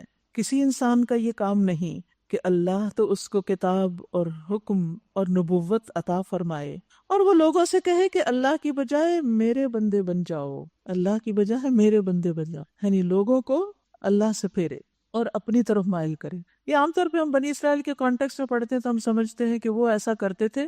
ہم سب کو بھی اپنی نیتوں کا جائزہ لینا چاہیے کہ جب ہم کسی کو دین سکھا رہے ہوں تو ہماری کہیں چھپی ہوئی بھی یہ نیت نہ ہو کہ یہ لوگ میرے گرویدہ ہو جائیں، میرے فین بن جائیں، یا مجھے چاہیں، یا ہر بات میری ہی مانیں. نہیں، لوگوں کو ہمیشہ اللہ سے جوڑیں، لوگوں کو خود سے نہیں ڈرائیں، اللہ سے ڈرائیں. لوگوں کے دل میں اپنی محبت نہیں، اللہ کی محبت ڈالیں، کیونکہ یہ انسان کی بہت بڑی ویکنس ہوتی ہے کہ وہ چاہتا ہے کہ ہر چیز میری ہی طرف رجوع کرے اور میری ہی بن جائے، میری ہو جائے. یہ اس کی ہرس ہوتی ہے. وہ اپنا نام پیدا کرنا چاہتا ہے، یہ اپنا سکہ منوانا چاہتا ہے. تو یہ چیزیں انسان کے لیے بہت خطرناک ہوتی ہیں. وہ تو یہی کہے گا کہ سچے ربانی بنو، سچے ربانی بنو. ربانی کون ہوتا ہے؟ وہ عالم جو اپنے علم پر عمل کرتا ہو، عالم حقیقی، باعمل عالم. اور عالم کی ذمہ داری کیا ہوتی ہے؟ وہ لوگوں کی اصلاح کا کام کرتا ہے. ربانی کیوں بنا؟ جیسا کہ اس کتاب کی تعلیم کا تقاضا ہے. تو ہم سب کو بھی کیا بننا ہے؟ ربانی، کیونکہ ہم کتاب پڑھتے پڑھاتے ہیں. وہ تم سے ہرگز یہ نہ کہے گا کہ فرشتوں کو یا پیغمبروں کو اپنا رب بناؤ. کیا یہ ممکن ہے کہ ایک نبی تمہیں کفر کا حکم دے جبکہ تم مسلم؟ کیونکہ بنی اسرائیل نے اور یہود و نصارہ نے کچھ چیزیں خود گھڑ کے اپنے پیغمبروں کی طرف منسوب کر دی تھی، حالانکہ وہ پیغمبروں کی تعلیم نہ تھی. یاد کرو، اللہ نے پیغمبروں سے عہد لیا، آج ہم نے تمہیں کتاب اور حکمت اور دانش سے نوازا. کل اگر کوئی دوسرا رسول تمہارے پاس اسی تعلیم کی تصدیق کرتا ہوا آئے جو پہلے سے تمہارے پاس موجود ہے تو تمہیں اس پر ایمان لانا ہوگا اور اس کی مدد کرنی ہوگی. یہ ارشاد فرما کر اللہ نے پوچھا، کیا تم اس کا اقرار کرتے ہو اور اس پر میری طرف سے عہد کی بھاری ذمہ داری اٹھاتے ہو؟ پھر عہد کی بات ہے. انہوں نے کہا ہم اقرار کرتے ہیں. اللہ نے فرمایا اچھا تو گواہ رہو اور میں بھی تمہارے ساتھ گواہ ہوں. اس کے بعد جو اپنے عہد سے پھر جائے وہی فاسق ہے. افغیر دین اللہ یبغون، اب کیا یہ لوگ اللہ کی اطاعت کا طریقہ، یہ دین چھوڑ کر کوئی اور طریقہ چاہتے ہیں؟ حالانکہ آسمان و زمین کی ساری چیزیں چاروں ناچار اللہ ہی کی تابع فرمان ہیں، مسلم ہیں. مسلم کون ہوتا ہے؟ اطاعت گزار، فرما بردار. سورج کس کے حکم سے چل رہا ہے؟ چاند کس کے حکم سے روشنی دیتا ہے؟ آسمان کس کے حکم سے تھمے ہوئے ہیں کہ گر نہیں پڑتے؟ بادلوں پہ کس کا حکم ہے؟ اس زمین پہ یہ جو چیزیں ہم کھاتے ہیں وہ کس کے حکم سے اگتی ہیں؟ ان میں مٹھاس کون پیدا کرتا ہے؟ ان کو ہمارے فائدے کا کون بناتا ہے؟ سب کچھ اللہ کرتا ہے. جب سب کچھ اللہ کرتا ہے اور یہ ساری چیزیں اللہ کا حکم مانتی ہیں تو پھر مجھے اور آپ کو جن کے لیے یہ سب کچھ بنایا گیا ہے اور جو یہ سب کچھ استعمال کر رہے ہیں انہیں کیا کرنا چاہیے؟ انہیں بھی اللہ کی بات ماننی چاہیے. اگر ہر چیز اللہ کے اذن سے ہو رہی ہے اور اللہ کا حکم مانتی ہے، اللہ کے حکم کی پابند ہے، تو پھر اللہ ہی تو بڑا ہے اور اسی کی طرف ہمیں رجوع کرنا چاہیے. اے نبی کہو کہ ہم اللہ کو مانتے ہیں، اس تعلیم کو مانتے ہیں جو ہم پر نازل کی گئی، ان تعلیمات کو بھی مانتے ہیں جو ابراہیم علیہ السلام، اسماعیل علیہ السلام، اسحاق علیہ السلام، یعقوب علیہ السلام اور اولاد یعقوب پر نازل ہوئی تھی، اور ان ہدایات پر بھی ایمان رکھتے ہیں جو موسیٰ اور عیسیٰ علیہ السلام اور دوسرے پیغمبروں کو ان کے رب کی طرف سے دی گئی تھیں. کیا دیا گیا تھا؟ ہر پیغمبر کو کیا تعلیم دی گئی؟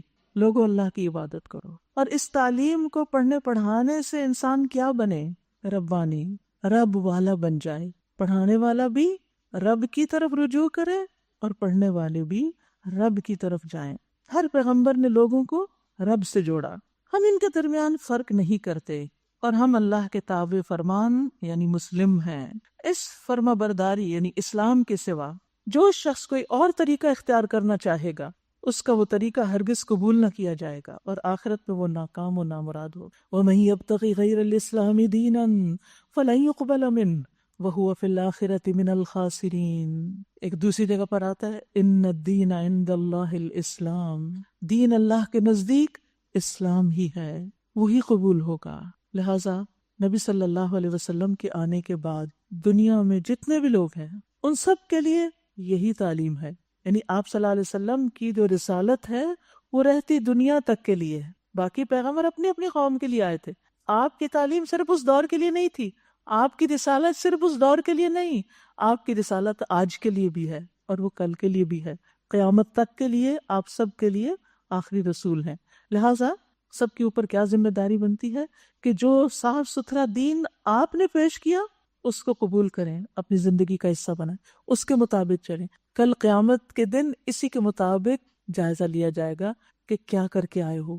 اب دیکھیے جیسے ایک امتحان ہوتا ہے نا، ایک امتحانی پرچہ ہوتا ہے، تو اس میں جواب کس کے مطابق چیک کیے جاتے ہیں؟ جو پہلے تعلیم دی گئی ہوتی ہے نا، جو آپ کو پڑھایا گیا ہوتا ہے اس کے مطابق، جو آپ کا ٹیکسٹ یا نصاب یا سلیبس ہوتا ہے. اسی طرح قیامت کے دن ہمارے اعمال اچھے ہیں کہ نہیں، ان کو کس طرح پرکھا جائے گا کہ یہ قرآن و سنت کے مطابق ہیں یا نہیں. ایک شخص بڑے سے بڑا کارنامہ کر لے لیکن وہ اس تعلیم کے خلاف جا رہا ہو تو اس کا کچھ اجر اس کو نہیں ملے گا اس کی محنت کا. لہٰذا کسی بھی کام کے کرتے ہوئے ہمارا طریقہ درست ہونا چاہیے، وہی دین ہے. دراصل کیسے ہو سکتا ہے اللہ ان لوگوں کو ہدایت بخشے جنہوں نے نعمت ایمان پا لینے کے بعد پھر کفر اختیار کیا، حالانکہ وہ خود اس بات پر گواہی دے چکے ہیں کہ یہ رسول حق پر ہے اور ان کے پاس روشن نشانیاں بھی آ چکی۔ اللہ ظالموں کو ہدایت نہیں دیا کرتا۔ ان کے ظلم کا صحیح بدلہ یہی ہے کہ ان پر اللہ اور فرشتوں اور تمام انسانوں کی لعنت، اسی حالت میں وہ ہمیشہ رہیں گے، نہ ان کی سزا میں تخفیف ہوگی نہ انہیں مہلت دی جائے گی۔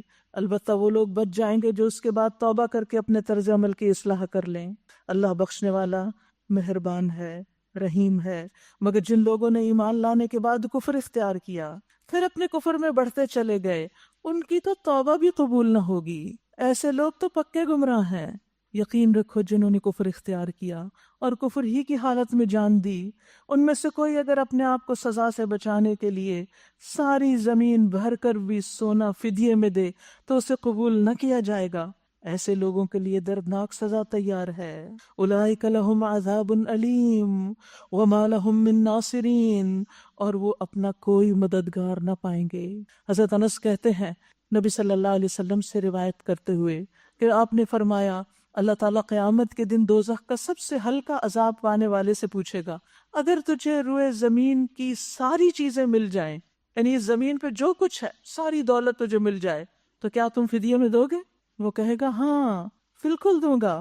اللہ تعالیٰ فرمائے گا میں نے تجھ سے اس سے زیادہ آسان چیز کا مطالبہ کیا تھا جب تو آدم کی پیٹھ میں تھا، یعنی تو ابھی پیدا نہیں ہوا تھا، کہ میرے ساتھ کسی کو شریک نہ کرنا، لیکن تو میرے شرک پر مصر رہا، دنیا میں تو نے اللہ کی نافرمانی کی۔